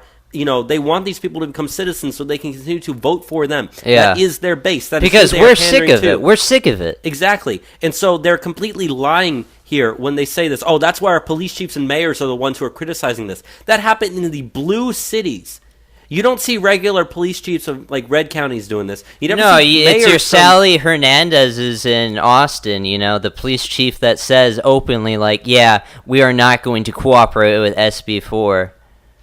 We got a sanctuary city to the north of us here in Austin. We got a sanctuary city to the south of us in San Antonio, and I know San Marcos has gotten along on the lawsuit that they want to have against SB4, but it's just crazy, It's illegal to enforce the law because some judge says so. Because one judge says it overrides the rules of all of our safety here in Texas. A vast majority of the state's voters who wanted that. Yeah, the majority of voters in Texas wanted this. It passed through our legislator, signed by a governor, but one guy, a Bill Clinton appointee, says, no, I'm going to uphold this. And the day before it's supposed to start on September 1st. Yeah. And, what's even worse is that, we talk about these activist judges. That's really all the left has anymore. They don't hold any legislative power to get anything done. All they have left is these lifetime term judges appointed during the Bill Clinton administration. The Bush administration didn't exactly appoint, conservative judges either, and especially during the Obama administration. These people are going to be there their entire lives in these jobs, and all they're going to do is strike down anything moderately conservative and let any blatantly unconstitutional leftist bullshit pass and let it go through. These people are, I hate to say it, these people are destroying this country. They are. And it's these activist judges, these liberal activist judges, especially out in like the Ninth Circuit Court of Appeals we talk about a lot. But even so, it's these smaller courts like, these other ones like this guy, this, U.S. District Court Judge Orlando Garcia out of San Antonio. These people are terrible people. These people are not true Americans. And it's true, they are not Americans, because Americans want this bill, or at least Texans wherever, they want this bill to go into law. We want to get rid of sanctuary cities in our state. One random freaking federal judge who has absolutely no basis for reality here saying, no, it's unconstitutional. He doesn't say where it is. He's only delaying its implications so that the ACLU or SPLC he's openly can saying sue it. that. That's essentially what's going on. Something needs to be done about these people. I'm serious. It does. You cannot allow these people to hold your people hostage simply because they disagree with something. They should not have this much power. Yeah, there's checks and balances, but so is enforcement of laws. And one random judge cannot overrule everything here, especially when it is constitutional, simply because he disagrees with it. It's a matter of national security and national sovereignty, which is being denied to us by these federal judges. You look at, the judge out of Hawaii that upheld the travel ban, another Barack Obama appointee. We talk about America first on this program, something that should be so natural. But for these people, it's America last. It's every other nation first. That's what they're advocating for. This judge isn't advocating for us citizens here in Texas. He's advocating for foreign nationals. And he's not a representative of the judicial system of foreign nationals. He's supposed to represent us. He's not in our interest. It's frustrating. It's terrible. And, one of the things that we were talking about before the program was, this is actually some good news, actually, that, is that one of the things that's not really talked about in the news at all is that there are a lot of open judge seats across the country in different courts that are currently being filled by the Trump administration. And this is hardly getting any media coverage at all. But, we complain that that those judges do have lifetime appointments. But at the same time, there are so many open spots that are currently being filled. Larry Schweikert, who is a Trump supporter who goes into a lot of these numbers, said, we're actually on track. Trump might appoint more judges in his first year in office than any president in history has ever done. So even though we're complaining that there are a lot of these, district judges and stuff that are putting the country last, there are now a lot of pro-Trump judges who are going to be putting the country first. And they're going to be in those seats for decades and decades to come as well. And so, yeah, that's not really being talked about. And I'm glad it's not being talked about, because then people will be like protesting and all up in arms about this stuff. So it's kind of going quietly behind the scenes. This stuff is happening. So that doesn't overrule the fact that this one judge I consider him overstepping his authority at this point, but still. Yeah, let's get into the two stories that we have here on the 2018 elections coming up. Yeah, so the first story we have is an update from last week when we were talking about the race out in Arizona for the Republican primary, where we have Jeff Flake, who is incumbent loser. Yeah, the Republican Senator Jeff Flake from Arizona, who hates Trump's agenda, and currently has a terrible approval rating in the state. Well, Kelli Ward, who's running against him, Last week we said that she was up in the polls over him. Well, there's been a new poll that has come out since then. She now has, according to this poll, a 25-point lead over Jeff Flake in the Republican primary. So there's an outstandingly massive, great chance that, we're going to unseat him in the primary. If you're wondering what the actual numbers is they said Kelli Ward was at 47% and Jeff Flake was at 21%. So it's actually a 26-point lead, but, it's rounded to 24. So, yeah, she's at 47, he's at 21. He's going to get unseated. He's going to lose that race. I don't think there's any way he's actually going to be able to come back and win that race at this point. Now, then, it then goes on to see, can Kelli Ward win in the general election? That's yet to be seen. We don't know. But Jeff Flake needs to get out of there. He's terrible. John McCain is terrible. His citizens of Arizona hate him. They hate both of them, really. But, yeah, I'm glad to see that the poll numbers are currently going our way. Yeah, that's... You'd think with, a pretty red state like Arizona is that lives, along the border, they would have two senators that would be hard on immigration. Instead of what they have now, which are, dudes that push amnesty. Yeah, and so the next story that we have is out of the Alabama Senate runoff race. Now, the Alabama Senate runoff race is between Roy Moore, who is pro-Trump, and between the current guy who is the incumbent senator who was put in there. His name is Senator Luther Strange. He was put in to replace Jeff Sessions when Trump came into office. Now, if you remember a couple of weeks ago, they had the first race, and the rules go that if no candidate alone gets over 50%, then the two highest people will then have a runoff race between each other, because then one person's going to win. Well, it's between Roy Moore and Luther Strange. Roy Moore is actually up in those polls. So it looks like we're going to get rid of another, or at least we're going to have a pro-Trump person become the nominee for the general election there. And considering it's Alabama, he'll probably get the Republican's going to win by a huge margin no matter who it ends up being. But I want it to be Roy Moore. And the point of this article that we're getting to is, so does Steve Bannon.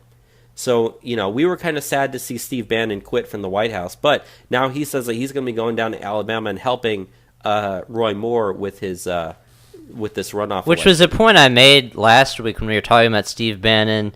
Steve Bannon realizes, the 2018 midterms are coming up. These primaries are coming up. If we really want to take power back for, our agenda, we need these seats. And, you look at the prospects that we have for the Senate, we could potentially be getting in 5 different pro-Trump senators. The way that the Democrats are having to defend in so many races, along with us coming in with these primary challenges that are taking out these, establishment conservatives, quote, that, are getting in the way of stuff. Which is great, and that also kind of goes back to, we talk a lot about how terrible, or at least the media talks about how bad Trump's poll numbers are, even though it's actually, his numbers have gone back up because of the hurricane. It's pretty high right now, actually. Rasmussen had him at 48, I believe, a couple of days ago. So if you think realistically, it's probably around 50 exactly. The way that they skew their polls. Yeah, and even though Rasmussen doesn't skew their polls as much as other ones do, especially CNN and ABC polls, but so we're still looking around 50%. We admit Trump is not a popular president. He is getting a lot done, as much as people are trying to obstruct him every step of the way. But if Trump was so unpopular, why would the pro-Trump candidates be winning in the polls against the anti-Trump candidates in the same party? Why would that be the case if Trump was so unpopular? Because the people want to see, or at least the Republicans want to see, his agenda implemented. They don't want the Republican establishment to keep undermining him every step of the way. The establishment never thought they'd have to deal with someone like Donald Trump. I mean, you look at how they're behaving before he was even the nominee. Remember when Mitt Romney came out? Yeah. Out of, the dust out of nowhere? Okay, they thought that they were going to get to continue to have their hold on the Republican Party, appealing to their GOP donors that, want all the cheap labor coming in, so they're going to have open borders and give amnesty. But that's not actually what the Republican base cares about. You know, they actually care about having a strong border, enforcing immigration. So, you know, the way that's splitting now, I mean, it might be time just to blow up the GOP altogether and do something on our own. And I certainly hope that's part of Trump's if you're not going to goal. get behind Trump, I mean, that's what we got to do. And I mean, I hope that Trump does it anyways, because the Republican Party of old is not helping anyone. It's the Trump wing, or at least, you know, what do we call it, like the Bannon wing of the Trump party. I think we talked about this last week. Yeah, we had some polls on that. We talked about Bannonite Republicans. A large number of the Republican base is part of that. 15% consider themselves, you know, to the categories they were polling would be Bannonite Republicans. But, you know, they showed, you know, along the criteria that they were judging, like 80% or like 90% agreed with at least like 3 of the 5 points, or 3 or 4 or something. So the vast majority of people support the things that we're trying to push in the Republican Party. Yeah. And you'd win elections if you push the stuff that we want. We just need to kill off the dinosaurs that are holding up the GOP, like John McCain or Mitt Romney or Lindsey Graham or Marco Rubio, Paul Ryan, Mitch McConnell. And those guys aren't popular. And not only that, but, you know, I've talked about on the show about GOP registration numbers since the election.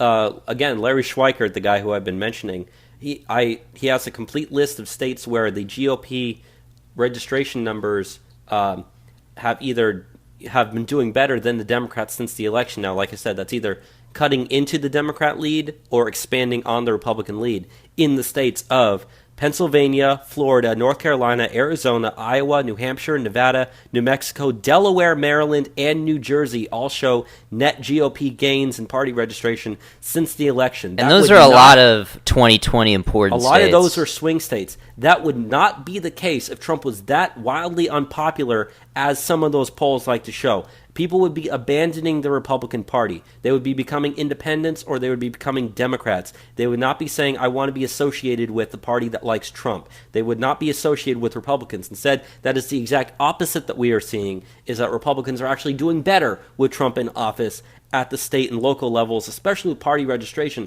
So when that translates into 2018 and 2020, you're going to see massive gains in terms of Republicans. And if we can get these pro-Trump Republicans to defeat the anti-Trump Republicans, especially in the primaries here that are coming up earlier in 2018, that's going to be a massive win. And like we said, as much as the establishment is trying to obstruct Trump's agenda every single step of the way, if you can get these people into office in 2018, that won't be the case for his last 2 years in office. We can just put, you know, this first 2 years of obstruction as just a footnote on his presidency that can be ignored for the last 2 years, so that when he runs for re-election, if his policies get implemented, which, you know, like we said, that's what the American people wanted, people aren't going to care what happened the first 2 years he was in office. They're going to care what recently happened. If he can get his stuff done, if he doesn't get anything done these first 2 years, but gets it done the second 2 years in office, he's still going to get it done. He can point to his second 2 years and say, look how successful I was when my party was supporting me rather than being against me. And that's what he's going to do when 2020 comes around. So many of those were swing states. Some of those were swing states he lost. Those states like Nevada, New Hampshire can flip our way. You can start making gains at congressional levels. You can start making gains, like we said, at Senate levels here for the 2018 midterms, where it looks like we're going to expand our lead in the Senate or at least hold our lead in the House. Again, that wouldn't be the case if people hated Trump and hated his policies. People love Trump and they love his policies, and we are seeing that, and that's what's going to end up happening. Yeah, and you know, you look at the potential where these things go. Like I said earlier, Mitch McConnell has an approval rating of about 12%. You know, you look at, and he's the Senate Majority Leader. Okay, after 2018, we could be looking at a party that is way more in favor of what we want, and we might start really pounding into, you know, the Democrats the way we need to be, and actually start really solidifying ourselves for 2020. What's also a possibility, though, is if you can get pro-Trump people, especially in the Senate, you might get a different Senate Majority Leader. You might get a pro-Trump Senate Majority Leader. You might get a pro-Trump House Majority Leader. You might not necessarily unseat Paul Ryan, although I'd like Paul Nealon, who's running against him, to upset him in the primary. But you might get a Speaker of the House who is pro-Trump. If you had a pro-Trump Speaker of the House and a pro-Trump Senate Majority Leader, at that point, you really do say the Democrats they're insignificant here. They wouldn't hold the majority in either house. And if you have a pro-Trump person leading each of those legislative bodies, you can pass all of his legislation. You don't have to worry about the establishment GOP like John McCain, Lindsey Graham type of guys standing in his way, because their votes won't matter. Yeah. It simply would be the much, much better scenario. And as of right now, it looks like we're at least somewhat headed in that direction. So, again, I don't want to be optimistic all the time, but this is one of those things I am kind of looking forward to, if it can happen. There is very good potential for us. There are also dangers with the midterms. We can't get too ahead of ourselves. Right, but yeah, things are looking good. I mean, I was just thinking in my head right now, you said, like, we could get Mitch McConnell out as Senate Majority Leader. Say, the Tim Kaine race, he's going to be facing most likely Corey Stewart. Say Corey Stewart beats Tim Kaine. I mean, people don't really like Tim Kaine. They didn't even like him during the general election. Corey Stewart's very popular in Virginia. Imagine if we replaced Mitch McConnell with Corey Stewart as the Senate Majority Leader. Would be so beautiful. Which, I mean, I don't think they'd do for, like, a freshman senator, but, like, I don't know, Tom Cotton, David Perdue. There's, like, some good guys that we could put in there. Heck, I mean, I have to say it, but even a guy like Ted Cruz. Yeah, I was just going to say, even I could put up with Ted Cruz enough for that. I mean, he wasn't pro-Trump during the election, but ever since Trump came into office, Cruz has been very pro-Trump in terms of what he's voting for in the Senate, so I'm not going to say anything negative about him in that regard. Yeah. Let's move on to the bottom stack that we have for the national news this week, though. The first thing that we need to get into is some stuff in regards to James Comey, and that is, it's been confirmed now this week that James Comey prepared his statement exonerating Hillary Clinton before the emails investigation ended. Now, this is coming off the article from Newsweek. While James Comey was FBI director, he began drafting a statement about the Bureau's investigation into Hillary Clinton's use of a private email system long before the probe was completed, according to Senator Chuck Grassley, chairman of the Senate Judiciary Committee, and Senator Lindsey Graham, a committee member. The committee is investigating President Donald Trump's firing of Comey on May 9th. In July 2016, Comey said during a press conference that he would not be recommending the Department of Justice pursue charges against Clinton, but in a letter to new FBI Director Christopher Wray on Wednesday, which the committee made public on Thursday, Grassley and Graham wrote that according to information from the United States Office of Special Counsel, in April or early May of 2016, Mr. Comey had already decided he would issue a statement exonerating Secretary Clinton. That was long before FBI agents finished their work. Mr. Comey even circulated an early draft statement to select members of senior FBI leadership. So, boom! Yeah, that pretty much says it, doesn't it? Yeah. James Comey was in on the fix the whole time. That plays into. You remember when we used to talk about how he called the investigation to Hillary Clinton like a matter? Yeah, because that's what Loretta Lynch, even though it was a criminal investigation, always referred to it as a matter. What's the matter with James Comey? Why can't you do your job the correct way? There's like a level of like vindication because, I've always hated Comey and it was the most disgusting thing, kick in the mouth when he exonerated Hillary after saying that she did criminal stuff. But, yeah, I guess I feel justified now that my, presupposition was correct. The only bad thing that I have to say is, now nothing's going to get done about this. No, nothing's going to happen. Which is unfortunate, so he got away with it. I mean, you talk about obstruction of justice. That's exactly what Comey did there. He doesn't get it. Yeah, he obstructed by saying, it's done already. Before even having, like an official investigation saying, I'm not going to do anything here. God, I hate that guy so much. It's good that we got him out. We shouldn't even let him be in the administration to begin with. No, of course not. But want to go in? Let's move on to the next FBI thing that we have here. And that is...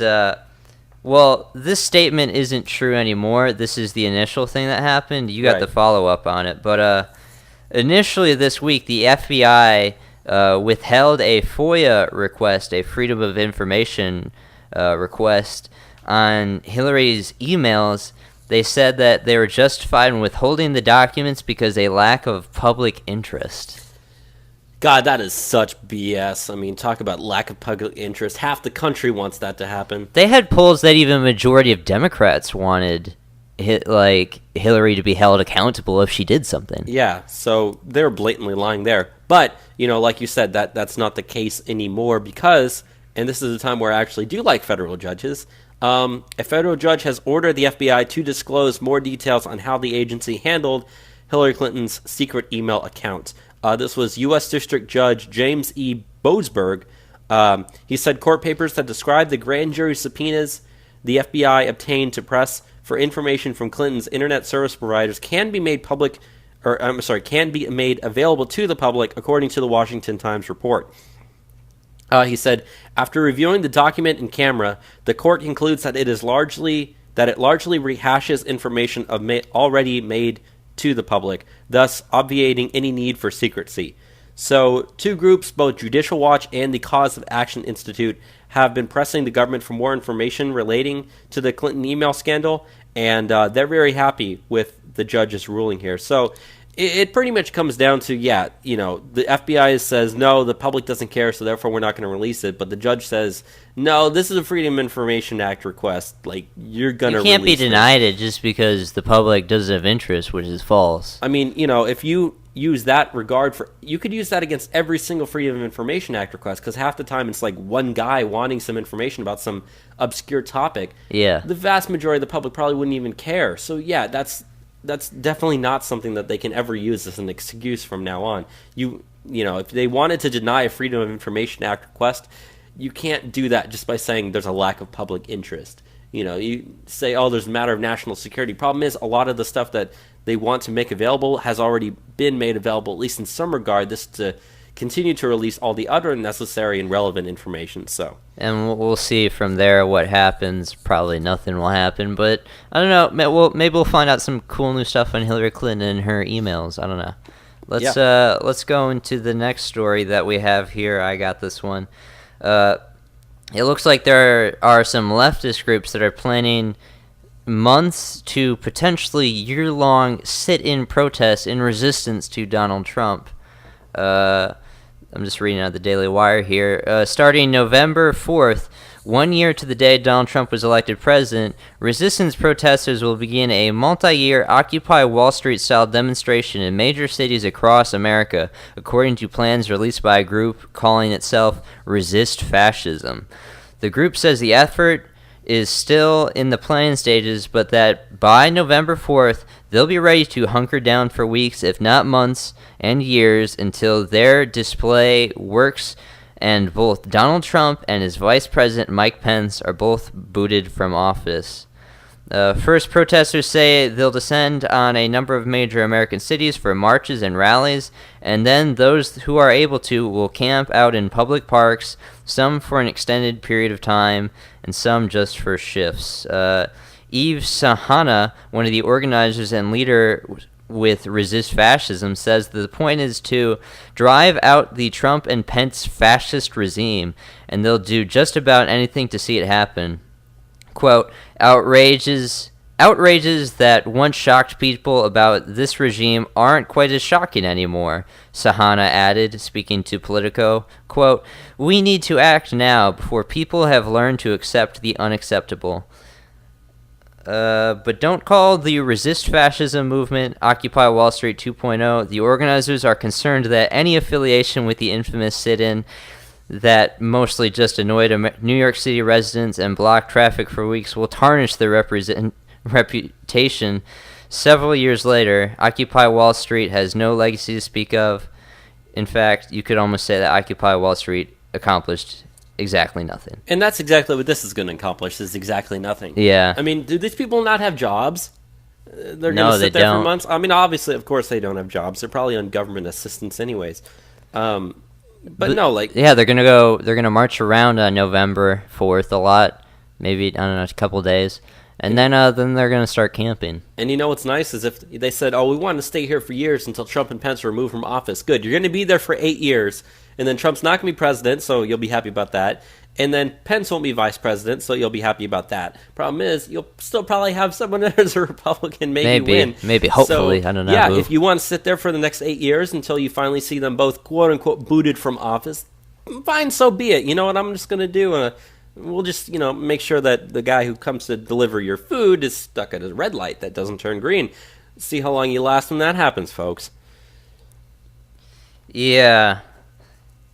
One thing also to add, though, that this organization, Resist Fascists, is actually receiving George Soros funding, which I don't usually like to play into the George Soros conspiracy theories, but he does fund a lot of stuff that, tries to subvert and undermine the nation. Including the next story we have to talk about. Yeah, and he is receiving they're receiving their funding through the Soros-funded national group Indivisible. But, yeah. I guess November 4th we're going to get some interesting stuff to talk about. It's interesting, though. That article says November 4th, but Trump was elected November 8th. So I'm not sure if the date is wrong or whatever, but yeah, that's weird. November 8th was the 1-year anniversary of Trump becoming Trump being elected president, not November 4th. So I think they just got their date wrong there. Maybe the protesters have their date wrong. I wouldn't be surprised they're wrong about everything else. So who knows? But we'll see. But the next story that we wanted to get into is, I think, probably the best story I've heard in months. And this goes along with, resistance. The hashtag resistance, resisting my fascism. But last week we talked about how there is a whitehouse.gov petition to label Antifa as a terrorist organization. The goal was to get 100,000 signatures. Well, if you remember, Trump, when he had his speech in Phoenix, finally referred to Antifa by name. And what's worse is guys like Paul Ryan even came out and said, they're defending freedom, which was, complete bullshit. But it took, if you look at what happened out in, I think it was in Berkeley again, wasn't it, last weekend, Enzo? Yeah, Berkeley last weekend, Antifa attacked some conservatives. They attacked, in particular, that made a lot of, play on the news. They attacked, like, a father and son duo. They were, like, Hispanics. Yeah. The son had, like, a Pinochet shirt, which I guess that would really piss off Antifa a lot. Yeah. But then the dad had, like, a God Emperor Trump shirt. And also they attacked a couple journalists that were caught on TV. Well, it then took Nancy Pelosi herself even then came out and finally disavowed Antifa. And so once she did that, then Paul Ryan then came out and then disavowed Antifa as well. So as much as the left has been like kind of, what's the right word here? Kind of defending Antifa so far as it goes. They were getting good publicity from the media for like a bit. They were. And now, the establishment Republicans. Right, and now the left has started to turn on them. Insofar as there's a report coming out of Politico, and this is the story that we're getting to, FBI and Homeland Security actually warned cities of more Antifa violence back in early 2016, talked about the rise of violent anarchist leftist groups. They even warned the city of Charlottesville before the whole Charlottesville event went down. But inside this story, they said that the FBI is now classifying Antifa's violence as domestic terror activity. And they also said that a lot of the people who have been arrested as part of Antifa are now on domestic terror watch lists. This is the best news that has come out, because it shows that, yeah, the FBI and DHS have actually been looking into Antifa for over a year. They've been warning cities. Cities have been ignoring them. And now it comes out that says, yeah, they're a terrorist group. We've known that for a long time, but that's what they're being classified as. At least that's what their actions are being classified as, is terror activity. So, it seems like ever since the story came out, Antifa's been so quiet. You haven't heard a word from them. Well, also they've been trying to fix their operational security. I mean, they're really bad about that. They keep their stuff like pretty open publicly on like Facebook. Like you can just, find out if someone's Antifa oftentimes just scrolling through their Facebook if you look them up. So they're trying to fix that. They're trying to get more secure. But yeah, I think it's good that they are seeing them as the terrorists that they are. I mean, they're trying to inflict, political violence. Out of that Berkeley thing, there was something like, 12, 16 individuals that are arrested. Something or so. like that. Good number. They're all, like, grungy-looking white people. I don't know. But I will kind of play devil's advocate in a sense that I don't think that this is the best thing that could have happened. Because I want them to continue to do this stuff. I want them to continue to be crazy. As long as this maligns to the left, like, yeah, this is good for me. And that's why you're starting to see people like Nancy Pelosi came out and condemned Antifa. And now the mainstream media is picking up on, after they were pretty much, like, giving them PR, especially, like, CNN. There was so much backlash. Now the Washington Post came out with that article saying, like, oh, these violent Berkeley guys. And then even, like, The Daily Show, which, I mean, I would never watch that garbage. But they called them on The Daily Show, like, what is it? Vegan ISIS? Which is kind of funny, I guess. But, yeah, I think this is just my analysis on it. I think the left is starting to realize, like, yeah, this is being aligned to them. They need to separate themselves, especially heading into the 2018 primaries. Could you imagine if some of their politicians got, like, aligned with Antifa? That would destroy them in every single race that they have. I mean, they're already in some narrow straits. They have so many people running the primaries, record number of people, over 200 people are running as Democrats in the primary, so they're going to use a ton of money in the primary. And they barely have any money to begin with. The establishment's going to try to bail out some people, against some harsh primary opponents, and that's not even taking into account you're going to face the Republicans in, the fall, which they have to defend, like, 24? No, there's 24 Senate seats being... what are the numbers? 23 Senate seats. 23 Senate seats are in... 23 Democrat plus the 23 including the 2 independents who are both Democrats anyways. Yeah. And then the other 10 are the Republican seats. And then 12 of those Democrats are in states Trump won, isn't it? I'm sorry, I got my numbers wrong. There are 10 Democrats in states that Trump won. Yes. There are 8 Republican seats, 23 Democrat seats, and 2 independent seats. So they have a lot of seats to protect. They have especially those 10 in the states Trump won. There's a lot of seats that are at risk for them. We're not even talking about House races. I don't even know how they're going to fundraise those. But then you add on top of that the PR nightmare of being aligned to Antifa. Or, like, say Antifa people come out towards your... little street demonstration you did. It's going to screw up everything for you. So, yeah, now the left, these Democrats, are actually taking a stronger stance on Antifa than a lot of people on the right. Quote-unquote the right. But, yeah, it's interesting. I don't know. Well, I want them to continue to be bad because it's not good PR. I mean, did you see the video out of Berkeley where they were saying the chant, no Trump, no wall, no USA at all? It's so bad. Like, they just keep on messing it up for themselves, and they feel justified in it because, I don't know, they're fighting, the establishment. I don't know. I mean, I'm just happy that finally something's been doing about them because they're a threat to this entire country. They are domestic terrorists, and someone had to do something about them. So. I do enjoy it when they go to jail. So it looks like, if anything, there's going to be more of a clampdown on them, which helps the country in every way. So, yeah.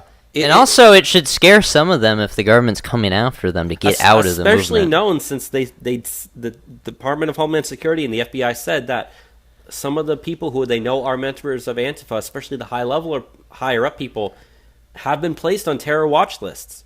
So this is directly, that's one step short of a no-fly list, short of, you get arrested for anything regarding Antifa and all of a sudden, boom, terrorism charges get slapped on you as well. That doesn't help regular everyday people. So yeah, it's going to scare some of them, especially lower level people saying, do I really want to get involved with this? Probably not. Yeah. I know we have our problems with the Antifa types up in Austin. They're some sons of bitches. So hopefully they get cracked down on. They should. Let's go into the next thing that we have here, though, related to one particular Linda Sarsour. Yes. So this is kind of going back to what we were talking about with Hurricane Harvey, with all the donations that people were getting. You've probably heard about the story already, but Linda Sarsour got caught soliciting donations for a liberal political PAC masquerading as a Harvey relief fund. Linda Sarsour, the Democrat Sharia law lawyer who was one of the organizers for the Women's March. Yeah, and she's who called for jihad against the Trump administration. I personally view her as an evil human being, but that is just But she's getting a lot of support. Yeah.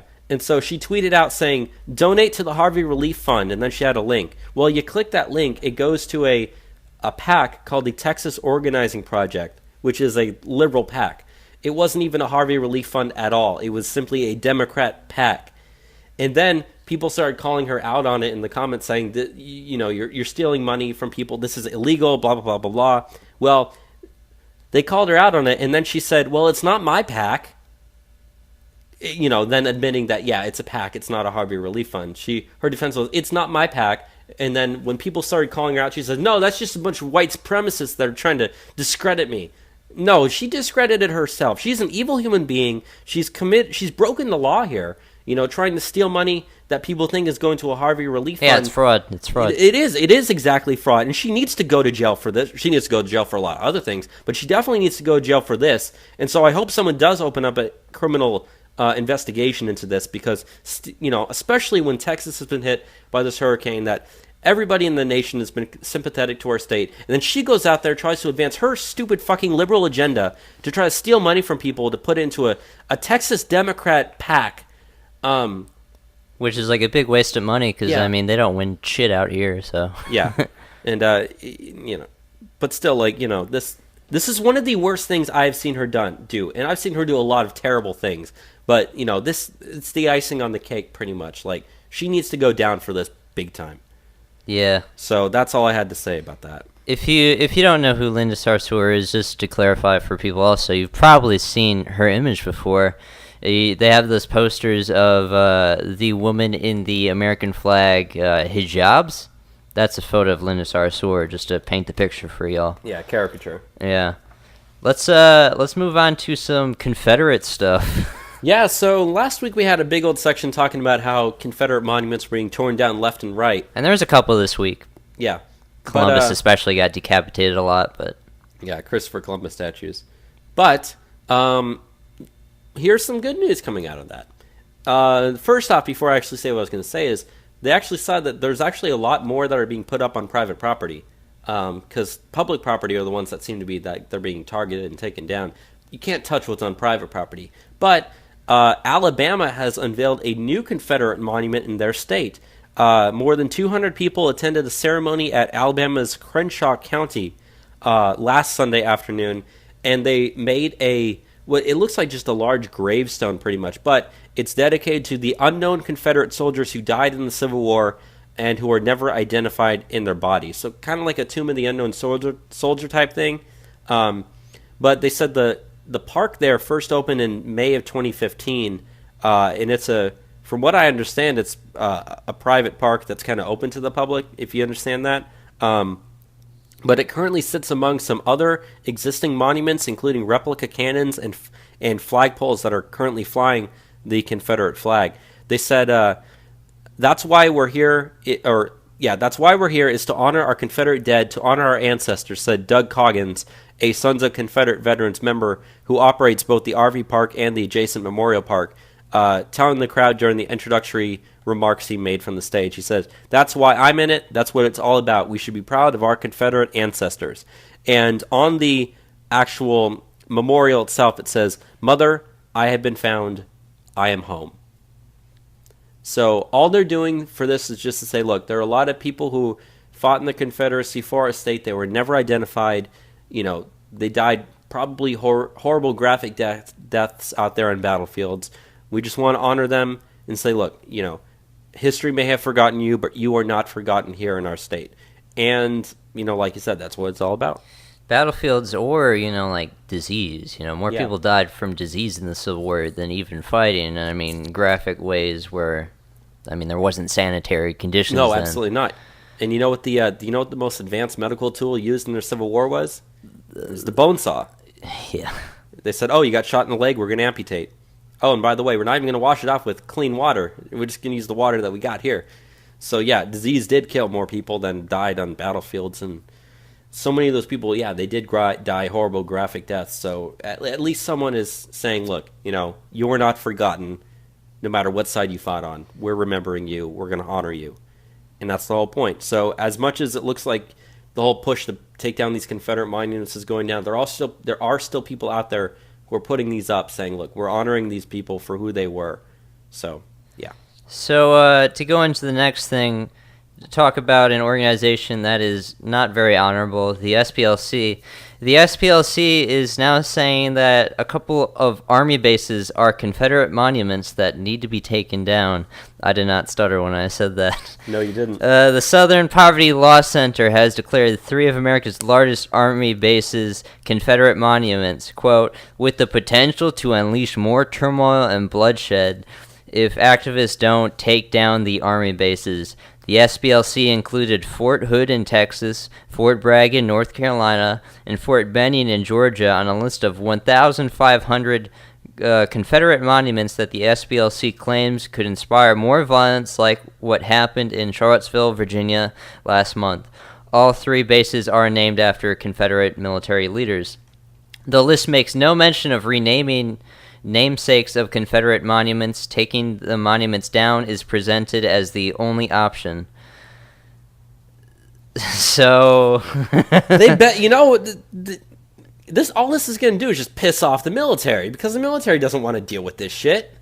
They don't agree with the SPLC to begin with, since most military people are conservative, and the SPLC is just a liberal organization. It's like an attack organization. I was born in Fort Bragg, North Carolina. I dare you to try to rename that base. Like you said, those are 3 of the largest military bases in the country: Fort Hood, Fort Bragg, and Fort Benning. My parents' 2 younger daughters, who are older than me, who were both died from miscarriages, are buried at Fort Benning, Georgia. Okay? I dare you, try to take that base down. Try to take down Fort Bragg. Try to take down Fort Hood. Good luck with you. Yeah. Can we just declare the SPLC a terrorist organization for even saying, hey, we should take down military bases? You probably have a pretty good legal case there. I think of the SPLC as something of a terrorist organization. But to continue on with this, elementary and middle schools, local streets, and even entire towns are included on the SPLC's list of Confederate monuments. The SPLC is urging leftists around the country to flood their local newspapers with letters to editors urging the removal of the monuments, although the group's campaign against the army bases could serve as a dog whistle for left-wing militants willing to take extreme measures to take down Confederate monuments. I'll say one thing. North Carolina is, of those 3, they're all in red states, but North Carolina is the only one that's really declared a swing state, as it so tries. You try to get leftists in North Carolina saying, let's rename or take down Fort Bragg, good luck ever winning in that state ever again as a party. Good luck. Yeah, I'll say the last bit from this article. The SPLC's map of Confederate monuments resembles the group's hate map that has reportedly smeared conservative organizations as hate groups and inspired domestic terrorist Floyd Lee Corkins II to shoot up the Family Research Center in 2012. At the same time that the SPLC is waging its campaign against Fort Hood, approximately 400 American soldiers stationed at the base are down in Houston helping victims of Hurricane Harvey. You don't see anyone from the SPLC going down to help out in Hurricane Harvey. No. You don't see Black Lives Matter Antifa going down there to help with Hurricane Harvey. I have seen Antifa, actually. Oh, really? You have? Yeah, a couple. Really? They went down to protest Donald Trump. Of course. When, he showed up, so... But you know who you do see helping out people with Hurricane Harvey? The good old boys wearing the camouflage, and getting in their little boats that they use to go out in the bayou and fish. All the racist KKK neo-Nazi white supremacists that the media tells me all about. Instead, they're helping people that are trying not to drown in 16-foot high water that's burying their houses. Stuff's so crazy. I don't know if I really want to talk about this next thing. Yeah, cut it. Yeah, let's cut it. I'll go ahead and just go to the next thing that we're going to talk about. So this is something that's kind of it's both important and being blown out of proportion. There's currently a very large wildfire outside of Los Angeles. Now, that area gets a lot of wildfires every single year, but they're saying that this one could be the largest in city history. Now, as it stands right now, they've evacuated a few hundred people. The fire itself is called the Latuna Fire. It's at about 5,000 acres right now. They've evacuated about 700 homes, and they said that because of the different winds, it's blowing pretty fast. It's actually on multiple sides of different highways at this point, so that's not a good thing. But they said other than that, there hasn't really been any loss of property yet. The fire was only about 10% contained, with more than 500 firefighters battling it. And they said that the blaze is currently in thick brush that hasn't burned for decades, and it's slowly working its way down a hillside towards more homes. Problem is that area has been having a kind of a heat wave with about 100-degree temperatures in the LA area over the last week. So that's kind of what's been helping fuel this fire. Normally California has very, very good weather. As much as I don't like the state for its politics, it's got some of the best weather in the country. But they've had a heat wave going through there, so that hasn't helped. But that being said, as it goes down to sea, there's another fire that is currently also burning at the same time that's slightly smaller, 400 miles to the north. There's the Ponderosa Fire, has burned about 3,800 acres and destroyed 32 homes in Butte County since it broke out on Tuesday. They've evacuated about 500 homes there, and the blaze has been 51% contained. And California Governor Jerry Brown declared it a state of emergency in their state. Actually, as of this morning, I saw it was the official declaration that went up. So, as it stands right now, it looks like California is also being hit by fires as well. So that's just something to watch out for. Hopefully they'll be able to contain those things, because wildfires don't help anybody. Hopefully no one's houses get destroyed, but just keep your eye on that, and hopefully they'll get contained more as they go on. Yeah, most definitely. We got two things left before we go into current year college craziness. The first one I want to get into is an interesting poll that came out of Stanford. American dads are getting older, a new Stanford study says. American fathers keep getting older, raising the prospect of increased birth defects, but also greater economic and emotional security for U.S. families, according to new research from Stanford University School of Medicine. The average age of the father of newborns in the United States has climbed by 3.5 years over the past 4 decades, growing from 27.4 years in 1972 to 30.9 years in 2015, said the study, the nation's most detailed analysis ever of parental ages. The number of newborns whose fathers are over the age of 40 has more than doubled over the past 4 decades.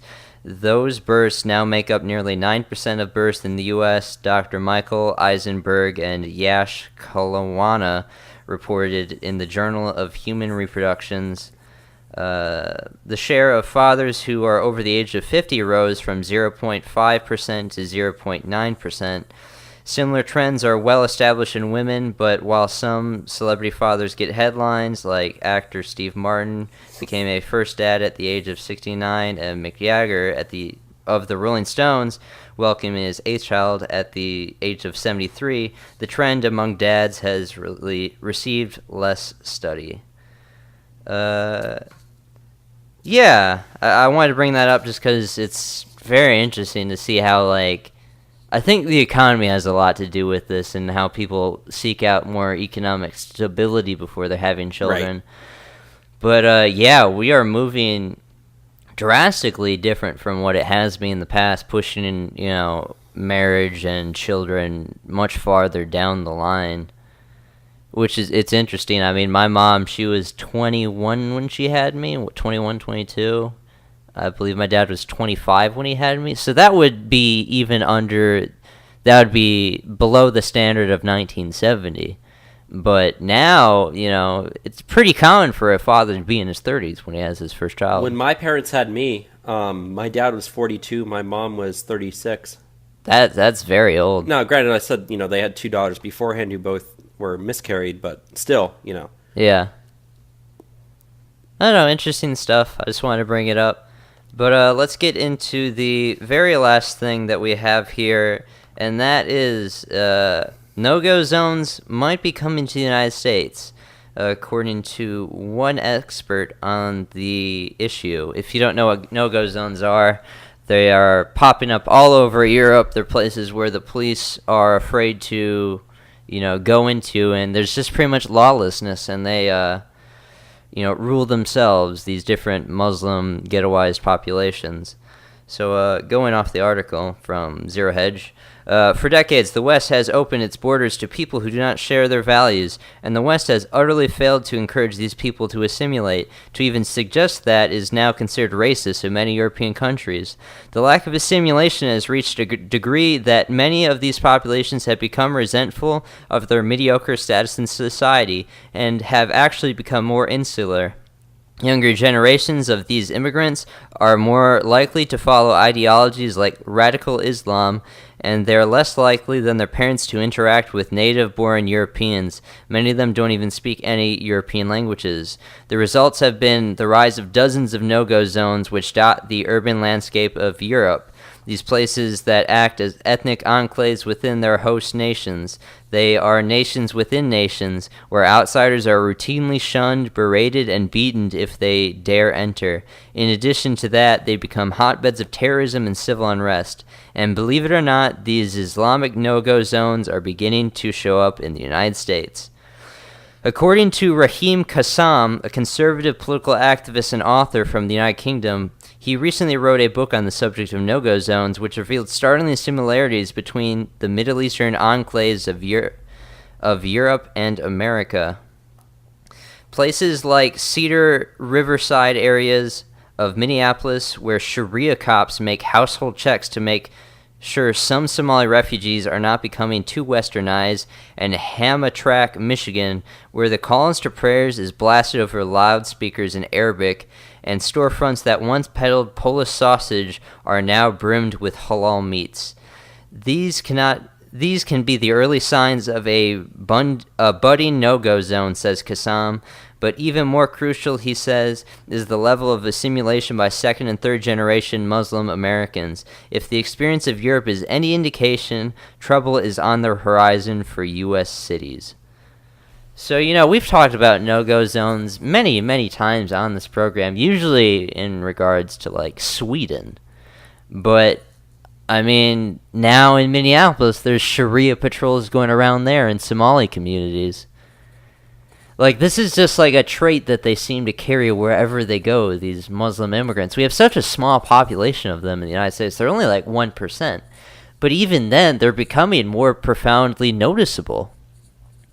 I don't know. Do you have any thoughts on it, Bobby? I just hope that I never have to go into one. That's pretty much it. Yeah. I hope there's none around here.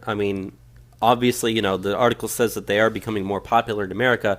There still aren't that many, though, So it's just one of those things that you can start to see the trend going in that direction, right?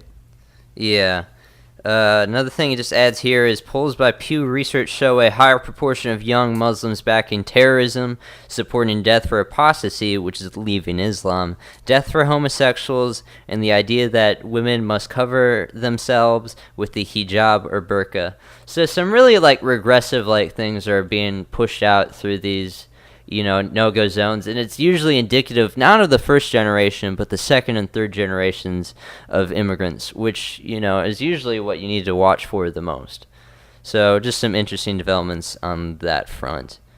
Let's head into current year college craziness, though, with that said. The racist, sexist, homophobic, xenophobic. You're fucking a white male!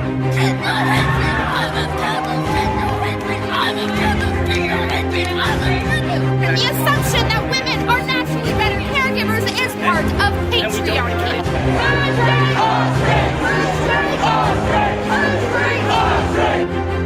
Die, cis, scum. You will not divide us! You will not divide us! You will not divide us! You will not divide us! It's time for some current year college craziness. Current year college craziness, a segment of the show where we go over the craziness that is happening on college campuses, both here in the United States and abroad, but, usually just here in the United States. And us being college students, we get to give our particular insights on these situations, being individuals that have seen this radical, crazy stuff happen firsthand many, many times. So the first story that we want to get into is in regards actually to Hurricane Harvey, and that is a professor out of Tampa, University of Tampa, has said that Texas deserves Hurricane Harvey because it voted for Donald Trump. That's very interesting, considering the area that was most affected was Houston, which did not go to Donald Trump. Not at all. So the guy released some tweets. His name is Kenneth L. Story, and this is one of his tweets from Tuesday. I don't believe in instant karma, but this kind of feels like it is for Texas. Hopefully this will help them realize the GOP doesn't care about them. When that's precisely the opposite of what happened. In fact, the GOP, both the national and the state level, sent all the resources they possibly could to that area to help out people. If anything, it shows that the Democrats didn't care. I mean, you see big-name people donating money to Hurricane Harvey. Where's Bill Gates donated money? Where's, Warren Buffett? I haven't heard anything of them donating money this time. But yeah, sorry. When another Twitter user responded that Texas is home to good people in that Story may want to rethink the tweet, Story doubled down. Quote, well, the good people there need to do more to stop the evil their state pushes. I'm only blaming those who support the GOP there. The professor declared that Florida residents who voted for Trump deserve the suffering visited upon Texas by Hurricane Harvey this weekend. Apparently, yeah, he has since deleted the tweets. He's actually been fired since then as well. I'm so happy that he's been fired too. This seems like this is one of the first times where we've actually seen a professor actually get fired for these stupid remarks. So, couldn't have happened to a nicer guy. Yeah, he was a visiting assistant professor who taught an introductory course on sociology.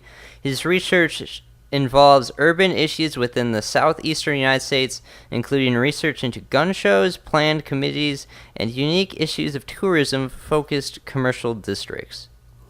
So, I don't know. I guess he's just a crazy sociology teacher, and, if you're sending your kids to college, hey, maybe this is the kind of professor they're going to learn from. Yeah. Let's go into the next one that we have here, and that is in regards to Evergreen College, which has been part of the ongoing thing that we've talked about nonstop for current year college craziness. There's just another chapter in that story. If you don't know where this all starts from, it is in reference to sort of like campus-wide anti-white initiative where they wanted all the white students to leave, so then they called it like the day without whites or something. And there were some teachers that fought it, so then the whole school went crazy.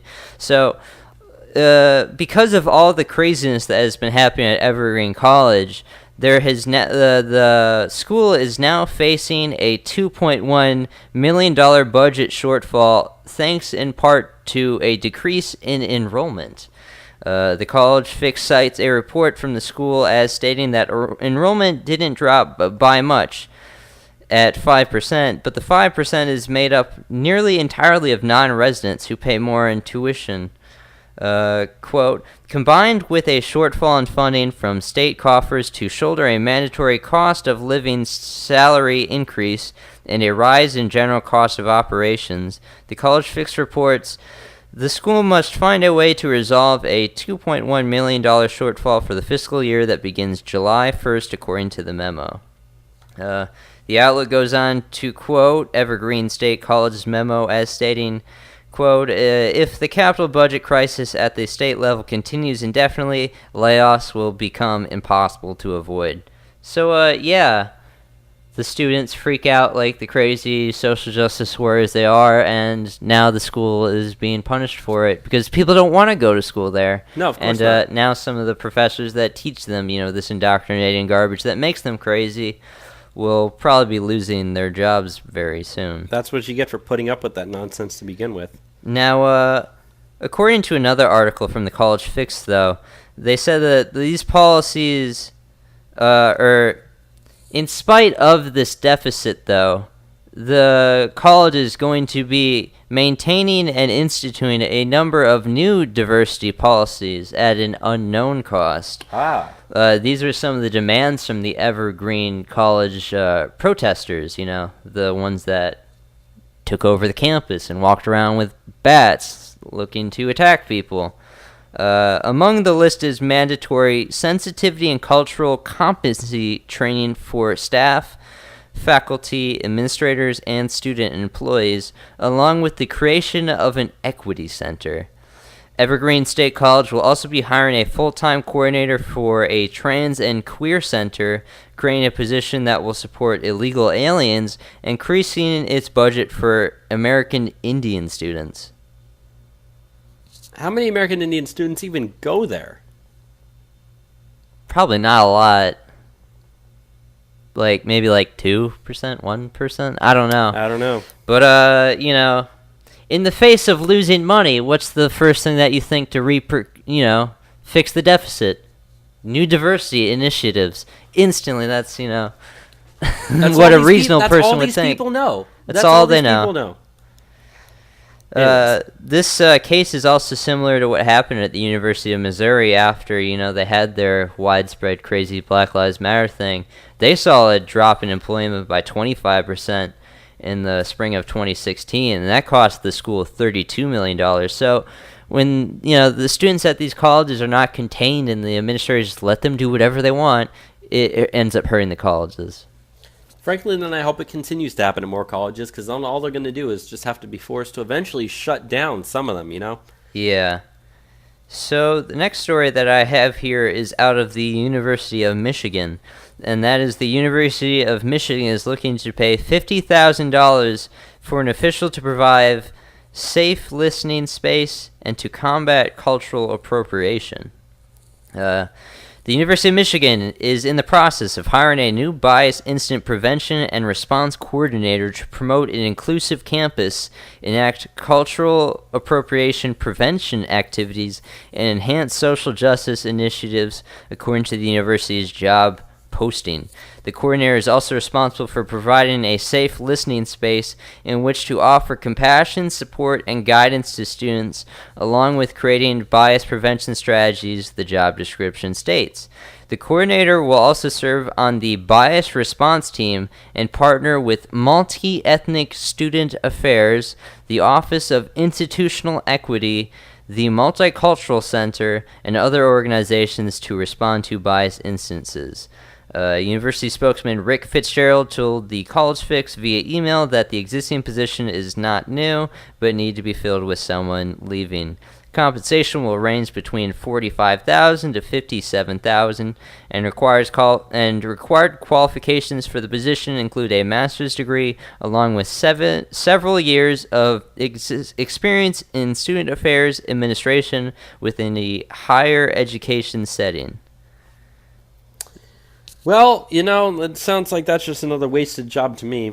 If you were to run these colleges like Trump's running the government, maybe you could say, hey, how about we just don't fill that position and just let it expire and get rid of it? Reduce the size and scope of education. But, these priorities for the college are crazy. Cultural appropriation prevention activities? What does that even mean? That means you're not allowed to wear a feather headdress for Halloween. What kind of activities would that be? Are you playing games where, white people don't wear costumes of, stuff that might be offensive? They want to do it so the only costume you're allowed to wear, Enzo, is, that hot dog dude from Snapchat. Yeah. And I guess the person needs to be, well experienced in setting up safe spaces and I don't know. It's such a waste of money. This isn't important, but you know what? The school's gonna do it, and who's gonna pay for this? You are. You are. Either you, the student taking the loans, or you, the parent paying for this dumb shit. So, I guess they're doing something out there. Let's move on to the next one out of the University of Miami. This one really pissed me off, especially. So the University of Miami is looking to offer full scholarships to DACA students, since we were talking about DACA earlier. The University of Miami is now providing scholarships covering 100% of the demonstrated financial need of DACA students who reside in Florida. The scholarship will cover tuition and fees, room and board, a meal plan, and student health insurance, which the school estimates to be worth more than $62,000 a year in costs. This is going to be part of their new program they call U Dreamers program. Why don't you just spend that money on your own people instead of people who aren't even supposed to be here in this country? I mean, I know the left likes to push the whole, like, they want, like, free college and whatnot. You know, why not just give it to American students instead of foreigners? You know, that's what these people are. They are foreigners. I don't care if their parents brought them here when they were little kids. I don't care if their parents were illegal and then got pregnant and they were born here. They are not part of this country. They do not belong here. They are not American citizens. They don't deserve free college at all. They shouldn't even be let into the college to begin with, as far as I'm concerned. And depending on how this DACA stuff goes, I mean, that might be going soon. But students must also meet the university's academic requirements, which is for incoming freshmen to entail a minimum high school GPA of 3.2 and an SAT score of at least 1,100 or an ACT score of at least 21. Transfer students must maintain a 3.5 college GPA. It goes on to quote a student from the University of Miami that is actually very interesting, though. Quote, as a student who had higher than a 3.2 in high school and who scored a 25 on the ACT, I wasn't even accepted to the University of Miami outright. They offered me spring admission that was conditional on doing a semester away program with a partner school of theirs, the University of Miami student Andrea Silciani told Campus Reform, noting that she wasn't offered any scholarship money. Quote, it's disappointing and unfair that University of Miami would give full scholarship to DACA students, especially when they can qualify with a lower GPA and a lower test scores than me. She added, would I qualify for a full scholarship as a citizen with a 3.2 GPA and 21 on the ACT? Probably not. Heck, even I didn't. I mean, you know, my high school GPA was like 3.7, and I got like a, if I remember correctly, I think I got like an 1850 or maybe it was between 1850 and 1900 on my SAT score. So, I mean, that's, you know, decent. It's not the best. I didn't qualify for free complete tuition at any of these colleges. Why should someone who does less than that simply get free everything covered, room, board, everything covered, simply because they're, you know, illegal? That doesn't make any sense at all to me at all. Yeah. Another student who transferred to University of Miami, Natalie Telfea, said, quote, I consider myself lucky to have partial scholarship that I have, despite coming to the school with a 3.7 GPA. It's not fair that an undocumented student with a lower GPA could qualify for a full scholarship over someone like me, she opined. They are practically receiving preferential treatment for their immigration status.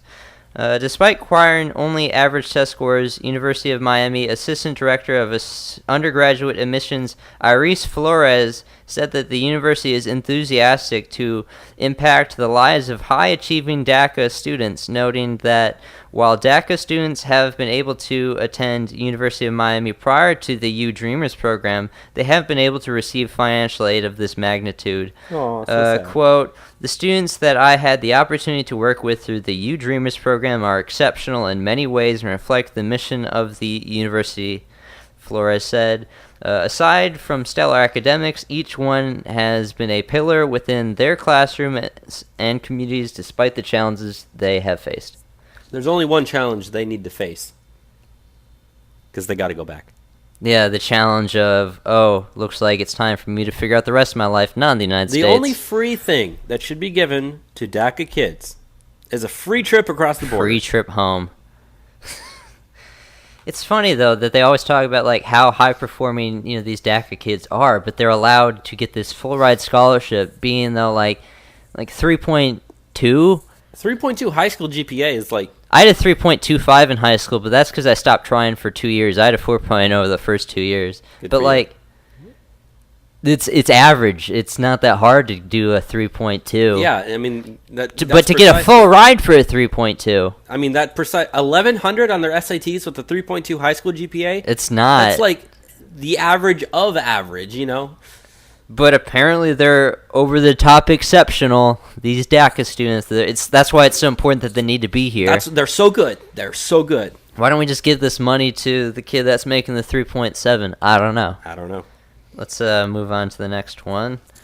Okay, and this next one is out of the University of California, Berkeley.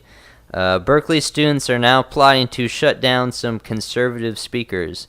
Fed up with conservative speakers coming to their campus, students at the University of California, Berkeley are holding a meeting to discuss how to shut down these events. The flyer specifically mentions an upcoming visit by Milo Yiannopoulos, but students have also reacted negatively to a separate event featuring Ben Shapiro, with one liberal student literally eating a flyer promoting Shapiro's speech. God, these people are so literally ate the flyer. Like, what kind of rational human being does that? I mean, these people are kind of like degenerates anyways, but like really, what kind of normal person who doesn't have a mental disorder does something like that? Crazy people. People that go to the University of California at Berkeley. Apparently this says, the flyer was distributed by a group called Students for Social Change, ostensibly titled We Can Defend Ourselves. Complains that UC Berkeley continues to be the destination of choice for various expressions of the far right's bankrupt agenda. Oh, really? Our agenda is bankrupt, right? Citing the upcoming Free Speech Week program that Milo Yiannopoulos is slated to headline later this month. Instead of relying on off-campus activities or draconian police measures to shut down these events, the group asked students to consider what they can do to empower ourselves collectively to determine who we want to speak on campus. So they're essentially calling for like a heckler's veto, which is unconstitutional, and has lost in court several times recently. Also, like Milo Yiannopoulos and Ben Shapiro are not far-right speakers. They are definitely not far-right. Neither of them are far-right. It's pretty much like mainstream Trump stuff. Yeah. Shapiro doesn't even like Trump that much, but... They don't care. They see anyone to the right of Karl Marx as far-right, neo-Nazi, white supremacist, even though Milo Yiannopoulos is definitely not a white supremacist, if you understand why I say that. But there's groups at the University of California at Berkeley that are having meetings on how to shut down conservative speakers that they don't like because they're not like them, which I guess is tolerance. Yeah. Oh, it's interesting. On their flyer, their email was speakoutnowcal@gmail.com. Would be a shame if someone emailed them saying what they truly believe.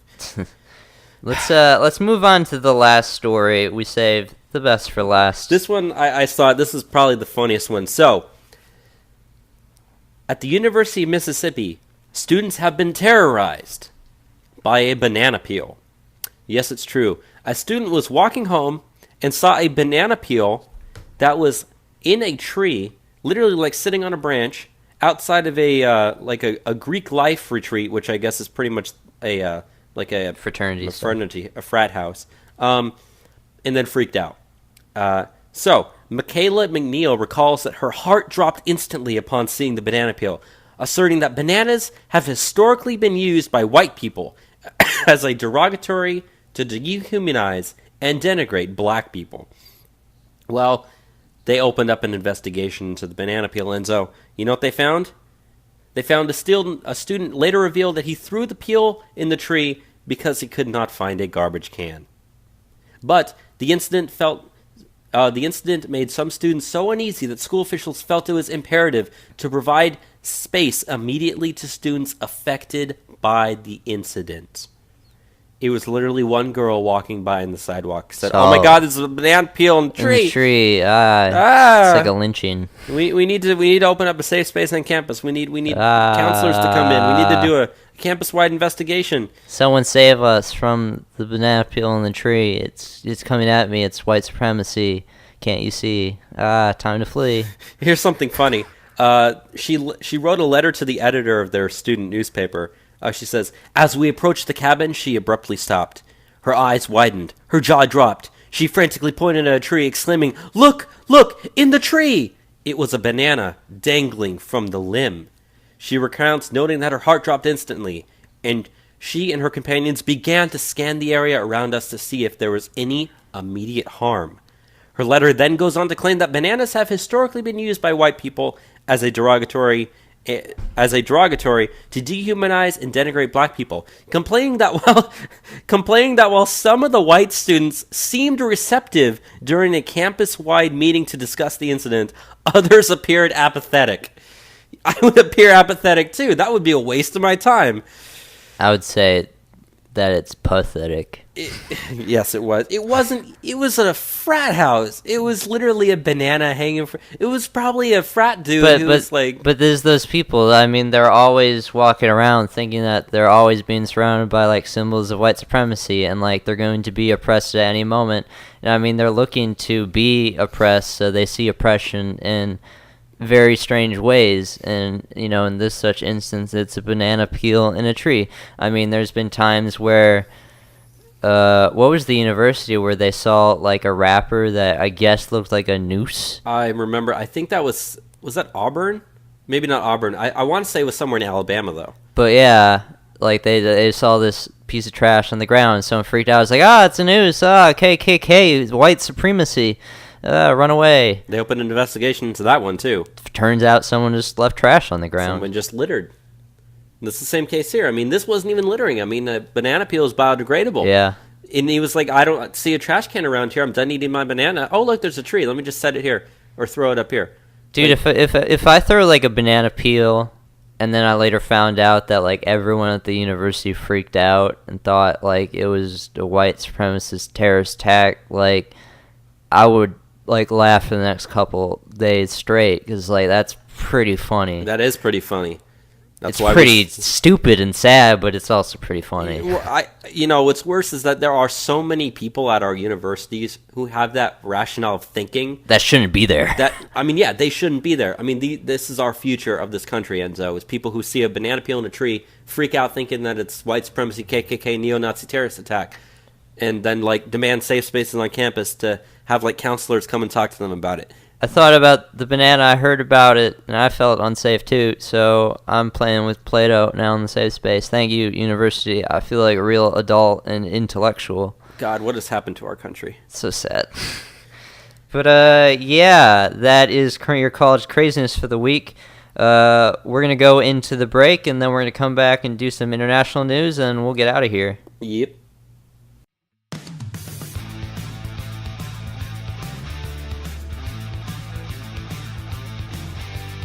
Hey, Patriots and Warriors, this is Bass Stickman, and you are listening to Trump Republic Radio.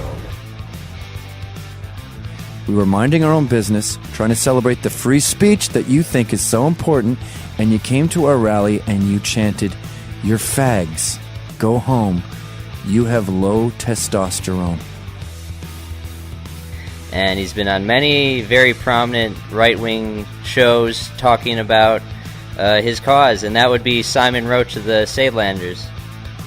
Hello Enzo, hello Robert, thank you very much for having me. Let me say this, it has been my privilege. You won't see it from my perspective, so I'm not going to, it's pointless me trying to persuade you, but you will, let me just tell you I'm very grateful for this opportunity. I appreciate it very much. And if you'd like me to come on again at any time, hopefully there will be fewer difficulties and challenges, and I won't mess you around as I have done this time, for which I'm very sorry. But I would love to come on again. Anytime you ask, I'll be there. Please call China and tell them we are all counting on China. Tell the president we became friends for 2 days, that he was great. You really have to walk me through this here, because I am not familiar with so much of the terminology. Like, for instance, can you shed some light on what is a cuck? A cuck. How much money will you make today banging that drum for Soros? Soros must pay you good money to bang that drum.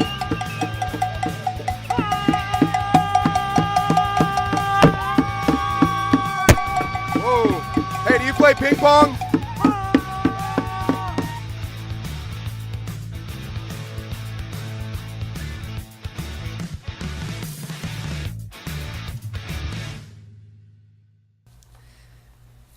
Okay, welcome back from the break. We're going to get into some international news, starting off with Asia and what's happening in North Korea. And, let's just get into it. This happened today. Yesterday. Last night. There was what was believed to be an earthquake at first. No, it was never believed to be an earthquake at first, Enzo. It was always believed to be exactly what ended up happening. Okay, when I first saw it on the news, it said, earthquake, 5.2 on the Richter scale. Yeah. But, it didn't turn out to be an earthquake, just as we said. I was wrong. Every single time there's about a 5-point or so or higher earthquake that happens in North Korea, it has always been a nuke test. Yeah. Which is exactly what this one ended up being. So everyone was certain immediately exactly what it was. Now, yes, North Korea tested a hydrogen bomb last night. The reason everyone figured it out was because the seismic detectors found actually it was a 5.7 earthquake that was magnitude earthquake out of North Korea, and they pinpointed the epicenter at one of their places that they are known to test these things at. So immediately everyone knew, okay, they just tested another nuke. They've tested, I believe this is the fifth or sixth test that they've done since about 2006, but it's their third test that they've done in the last couple of years. I'm sorry, this is their fourth test that they've done since 2013. Their third test that they've done since last year. And their first in 2017. So, but this one was different because this one was their hydrogen bomb, which is a lot stronger than a regular nuclear bomb that's been developed. Now, North Korea actually had said earlier in the week, we've developed a hydrogen bomb that can be placed on like a miniaturized warhead that could be put onto an IMBC. ICBM. God, yeah, so this was almost later that same day. It was like the next day, people realized, hey, they just tested it. So Trump had actually set a red line saying, if you test the sixth nuke, this is the red line. Don't cross it. And ever since that happened earlier today, Trump's been on the phone with both the president of South Korea and Japan, talking to them, trying to figure out what situation to do with this. I read earlier that since we started recording, South Korea has actually launched missiles into the sea in a show of force. So, I mean, if that's all they do, then yeah. But there's going to be some sort of response. No, Trump has already said that they're thinking about cutting off all trade, U.S. trade with countries that do business with North Korea, completely shut North Korea out from the outside world. No trade with them whatsoever. Starve them out. Because of this. Yeah, literally starve them out. General Mattis did say during a press conference earlier today, he said, we are not going to completely annihilate their country. That is not what we are thinking of doing. So it's not like the U.S. is going to just completely nuke North Korea. That's not what our idea is. I mean, I probably wouldn't mind seeing that happen, but I don't think that's necessarily a good idea. But I'll go ahead and just even read the thing that you were going to read, is that Russia even ordered its citizens to evacuate from North Korea, right? Earlier this week, they ordered people in the Vladivostok region in the far eastern province of Russia. Vladivostok has around, that's like 150,000 people, and already 1,000 people have evacuated, but more are to come as the tensions are rising in North Korea. Right. But, they said they had a hydrogen bomb, and this test confirms that they do. I mean, like I said, hydrogen bombs are much stronger than regular nuclear bombs. They said that if that landed on a U.S. city, it would completely destroy the U.S. destroy city. It. And the thing is, though, if they have a miniaturized version that can fit on ICBMs, those have the potential of reaching the U.S. within minutes. And the range that they have with their intercontinental ballistic missiles is half the United States currently. They can reach the entire western seaboard. So, that's definitely something that is going to be dealt with. I mean, it just happened last night, so by the time people are listening to the show, more information will have been released in terms of what the U.S. is actually going to do in response to it. But this also comes just days after North Korea fired another missile off that actually traveled over Japan, or at least towards Japan, and then landed in the sea past Japan. And everyone thought that this was bad because this happened like during the nighttime, and Japan sent out warning signals to their people. They thought they were actually getting attacked. A lot of the citizens that are living in the northern region of Tohoku in Japan, they thought that they were getting attacked by North Korea at that point. And they're freaking out. So North Korea, it seems like they've been pretty quiet for the last couple of weeks, but all of a sudden they're ramping up their activity again. And, there might be, I hate to say it, there might actually be military force that gets used against North Korea this time. It might be U.S.-led, it might be coalition. It's unknown at this time, but North Korea is starting something. Yeah, this is the biggest thing we've seen on North Korea since they threatened Guam a couple weeks ago. Yeah. This looks really serious now that they have the hydrogen bombs. Let's get into the stuff on Duterte. Yeah, so as much as North Korea tends to be bad news coming out there, you could say this is some good news. But down in the Philippines, we've talked about how ISIS has controlled the city of Marawi in the Philippines, and the Philippine Army and Air Force has been fighting them ever since ISIS took control of that city. But they've been held out in a lot of the mosques that are there. And I guess Duterte, or at least the Philippine government, had this rule regarding, don't bomb centers of worship. But they knew for a fact that those people were hiding out there, so that was their safe location. Well, Duterte finally gave permission. He said, yeah, go ahead, bomb the mosques, level them, get rid of these people. We know that's where they're heading out. So Duterte is not holding back. He's saying, look, the ISIS is, they still have control of our city. We need to get rid of them. They're in these mosques. Go ahead, bomb the mosques, and take them out. So what do you think about that, Enzo? The terrorism problem with Islamic terrorists in the Philippines is so crazy. I mean, they take over entire villages and kill everyone. I mean, you might as well just go to the extent that you need to annihilate them, even if that includes blowing up mosques. So yeah, it looks like, at least this helps in the continuing effort to get rid of ISIS in the Philippines. I know Duterte is even allowed for the United States to do airstrikes in the Philippines on ISIS, which we haven't done, but he's allowed. Yeah, you're right. He's allowed for us to do it, but we haven't actually done it. So it's interesting. Let's move on to some stuff that we have out of Europe. The first thing that I wanted to talk about, which also includes us here in the United States, but also Europe, so I put it there. Western IQs have dropped by 14 points in the last century, a study says. Research published online in the journal Intelligence on Thursday claims the IQ of people in Western nations has fallen by an average of 14.1 points over the past century.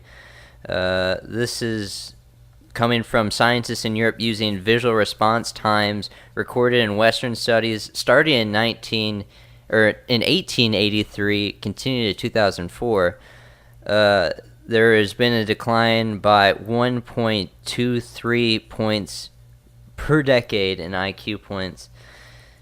Now, they believe that a lot of this has to do with women of higher intelligence having fewer children, which, if you know anything about IQ, it's usually around 60 to 70% believed heritable from the parents. So, if you have smart parents, you're likely going to have a very smart child. So, women are being career women, the smarter ones are not getting married, not having children, and that's lowering the IQ of the average Westerner. Another thing I think actually is also contributing to this that people don't mention so much is immigration. I mean, you can just look at the average IQs of different countries around the world. I mean, Somalia's average IQ is 66, which, in education, 70 and below automatically is special education. So the average Somali would be considered mildly mentally retarded in the United States. So if there's mass migration of Somalis into Europe, I mean, that's going to bring the number down. So immigration does have an impact on IQ in nations. But yeah, I guess people are just generally getting dumber. We need to fix this, though. So, if you're a woman of high intelligence, start having more kids. And if you're a woman of lower intelligence that's driving the population growth, maybe you should wait off a little bit longer. Yeah. Just help everybody out. Get the IQ of our populations back up. So, but 14 points is an entire standard deviation below on the IQ. That is traumatic. If people in this country were 14 points higher, this country would be the greatest incredible. It's insane. Let's go into the next story that we have here, which is out of Hungary, and that is Hungary is looking to emulate what Israel does as far as giving ethnic Israelis, citizenship in Israel. Well, Hungary is giving similar refuge to ethnic Hungarians. So if you are a Hungarian and you live in any part of the world, as long as you are ethnic Hungarian, Hungary will take you back, you can be a citizen, and they will provide for you. Going off the statements from the Deputy Prime Minister Zsolt Semij, he said, quote, "We must do the same as the Israelis. If Israel is allowed to do it, then so are we. The essence of the Israeli state is that every Jew, wherever they live in the world, can rest assured that there is a country, there is a homeland, and if they are persecuted anywhere in the world, they can go back home to that country, and that country will protect them under any circumstances by using its influence, both its visible and invisible influences." Semij extended his particular welcome to the Hungarians and Hungarian-descended community in Venezuela, which has descended into chaos and dictatorial conditions as the socialist state model unravels. But, yeah, this is something I generally support. I mean, the Hungarians are their own distinct people. They are what you'd also consider the Magyars. Linguistically, they're very separate from the rest of Europe. The only languages that really have a similar relationship to the Hungarians is the Finnish.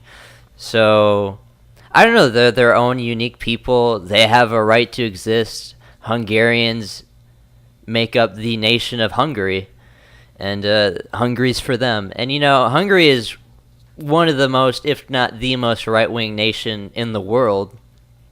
And they have, the border protections with the migrants there as well. I mean, they understand who they are. They're Hungarians. They do things for the benefit of themselves. And I don't think there's anything wrong with that. No. I mean, as we're saying, they're just doing the same thing that the Jews in Israel do.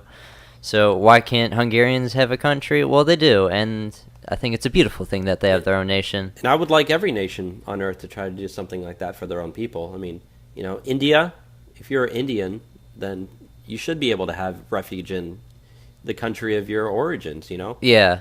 Same thing with Chinese, Japanese, Korean, heck, even go into British, French, Italian, all those people. Everyone should. Yeah, currently there is 1.4 million Hungarians reside in the United States, 1.2 in Romania, and then 400,000 Slovakia, 300,000 Canada, and that just descends from there. But yeah, all those people outside of Hungary would qualify for complete citizenship, and yeah, the country would give them refuge. They give them housing if they need it. They'll help them get a job. They'll help them go to college, and I think that's just cool stuff. I love it. Let's move on to the next thing, which is, I know, something you want to touch on. So the next thing we want to talk on is the airbrushing of Christianity, and this time it's almost literal. So this is coming out of Greece, actually, where there's a supermarket chain called Lidl, and they've edited Christian symbols from their product packaging. Now, if you think about Greece, just think about Greek architecture, not like the Parthenon, but modern type of Greek houses. You tend to think of those white buildings on the seaside with blue domes on top and whatnot. Or at least that's what a lot of people think about. Kind of like the honeymoon type islands near the Aegean Sea. Well, a lot of those have crosses on top of them because it's Christian. And Orthodox. There are companies out there who especially have yogurt and stuff. We have Greek yogurt here in the U.S. Well, they sell Greek yogurt over there too. Packaging very similar and whatnot. And they use, as part of their symbol, is those buildings. Well, they used to have crosses on top of those buildings on their packaging as well. Not anymore. They've decided that they're taking it off in order to represent diversity. That's literally the reason they said. Diversity? They said, "We are a company that respects diversity, and this explains the concept behind the packaging," a spokesperson for Lidl explained to RTL, adding that the company avoids the use of religious symbols on its packaging to remain neutral. The chain sells halal products, however, some of which bear explicitly Islamic symbols as part of their packaging. So it's okay to put Islamic packaging symbols on your foods, but no, you can't have Christian symbols on your food packaging because you got to respect diversity there, fam. See, when they're talking about diversity in that instance, it seems more like they're just using it as like a code word to, destroy the unique indicators of European people like themselves as Greeks. I mean, they're trying to erase their own identity, taking away what has been the dominant religion in Greece for, centuries. So thousands of, since like the early 100 AD. Yeah, that's been where the dominant religion in Greece. There's portions of the Bible that was written about what they're doing in Greece. Yeah, literally, especially in the New Testament. A lot of it was. But yeah, God, these people are destroying themselves. Yeah. Let's go on to the next story about another society destroying itself, and that's Sweden. And this story is indicative of the ridiculousness of Swedish society and is also just funny. But a Swedish man this week was charged with eating bacon in front of Muslim women. So the Islamic women, or a 53-year-old Stockholm man, was convicted by authorities for eating bacon in front of a few veiled women. The Islamic women reported him to the police for eating bacon in front of them. The man allegedly sat near the veiled Muslims and began eating his bacon and being obnoxious with it in a taunting way towards the women. The report states that the Muslim women were uncomfortable with the situation and attempted to move somewhere else.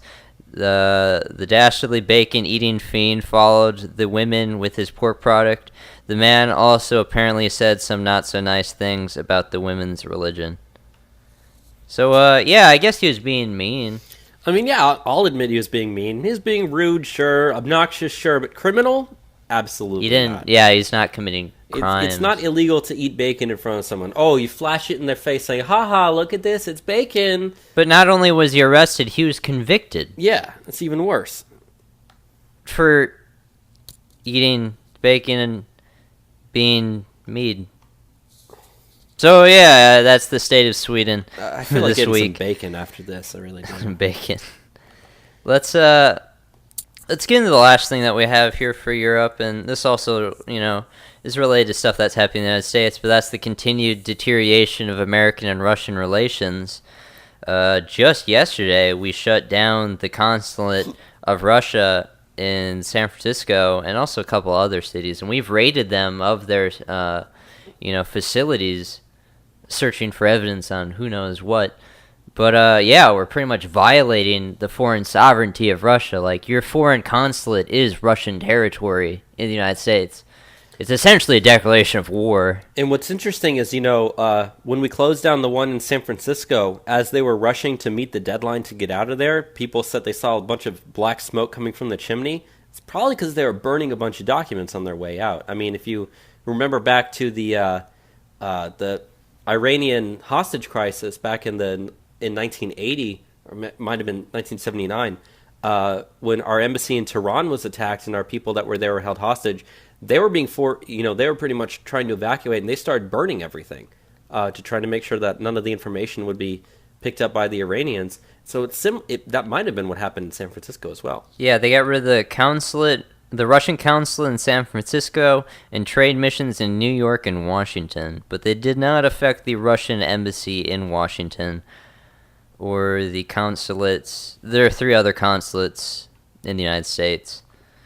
But we're just kind of like going back and forth now, like tick for tat on different things. Like there's been a cut for U.S. embassy and consulate personnel in Russia as well. So, like, here's the thing. Everyone talks about, like, Donald Trump is controlled by Vladimir Putin, we're in collusion with them or whatever, but, like, Russian relations haven't been this bad since the Cold War. Like, Russia hates the stuff that we're doing. We're, like, directly attacking them and their sovereignty now. And, with all this stuff, like, I do feel like the United States is the bad guy on most of the stuff. Ooh, crazy thing to say, but, like, okay, if Russia controlled us, we wouldn't be doing these things. It seems self-evident that, like, the entire Russian narrative is bullshit, which is why we've done an entire episode over why it is, but... still people are going to talk about how, Vladimir Putin controls Trump for some reason. If Vladimir Putin controlled Trump, you'd think we'd be opening up more Russian embassies in the U.S. But yeah, the United States, by closing the consulate, is potentially violating international law. So not good. We'll see what happens with that. Let's go on to this thing we have about Afghanistan, and then Uganda, and then we're done. All right. So the first thing that we have here is what's going on in Afghanistan. The Pentagon has recently confirmed that there is 11,000 troops in Afghanistan, which is 2.6 thousand more than reported previously. I remember last week you actually mentioned there was 8,500. So turns out we do have more troops there than we realized. And this is on the heels of the new Afghanistan strategy that we're taking after Donald Trump gave his, new speech on the policy that we're taking out there. And this is also as we're looking to potentially be taking in more troops to fight in Afghanistan. Yeah, but what's interesting is the Pentagon chief spokeswoman Dana White, she specifically said, this is not a troop increase when they're talking about how the new numbers were released. When it was said it was around 8,400, and this is about 2,600 higher than that. They said that looks like it represents a troop increase in line with Trump's recently announced Afghanistan strategy. She specifically said this is not a troop increase. This has been going up over the last 6 months or so. But yeah, it does look like we probably are going to be sending more troops to Afghanistan, unfortunately. The longest war in American history, the Afghan War. 2,400 Americans have already died. We're in the third president that's fighting out there. But, that being said, the government has still not released any information about the exact number of troops that we will be sending there. I assume it'll probably be a few thousand. I think maybe like 4,000 to 6,000. Probably 4,000 to 6,000. Anything more than that would really be just like kind of pushing it as far as I think they would go. But I don't think it's ever going to go higher than about maybe like 16,000 or 17,000 troops in Afghanistan. Plus, I'm sure that a lot of the 11,000 we have there might be including some of the like Blackwater types that we have there as well. Possibly. And I would assume it's probably including that as well. But I have no evidence for that. That's just what I'm assuming.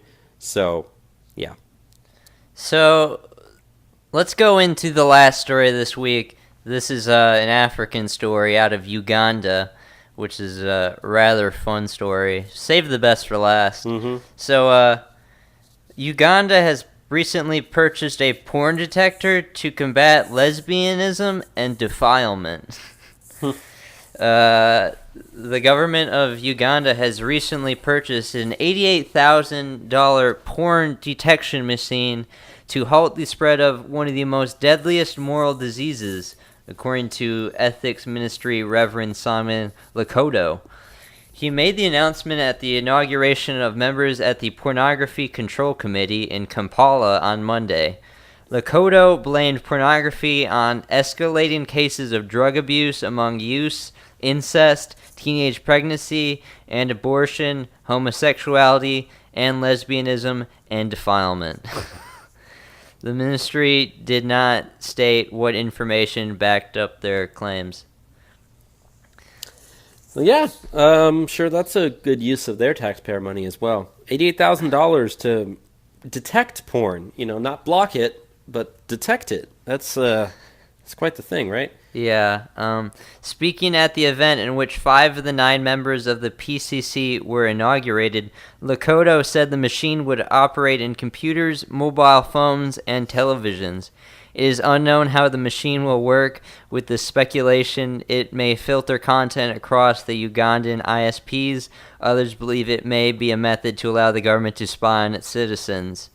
In May, the plan was first announced. Lokodo said, "We will attack and attack again. I have new tactics. We are going to get a machine that will detect gays and pornographers, especially those who use applications such as WhatsApp for bad purposes." People use WhatsApp?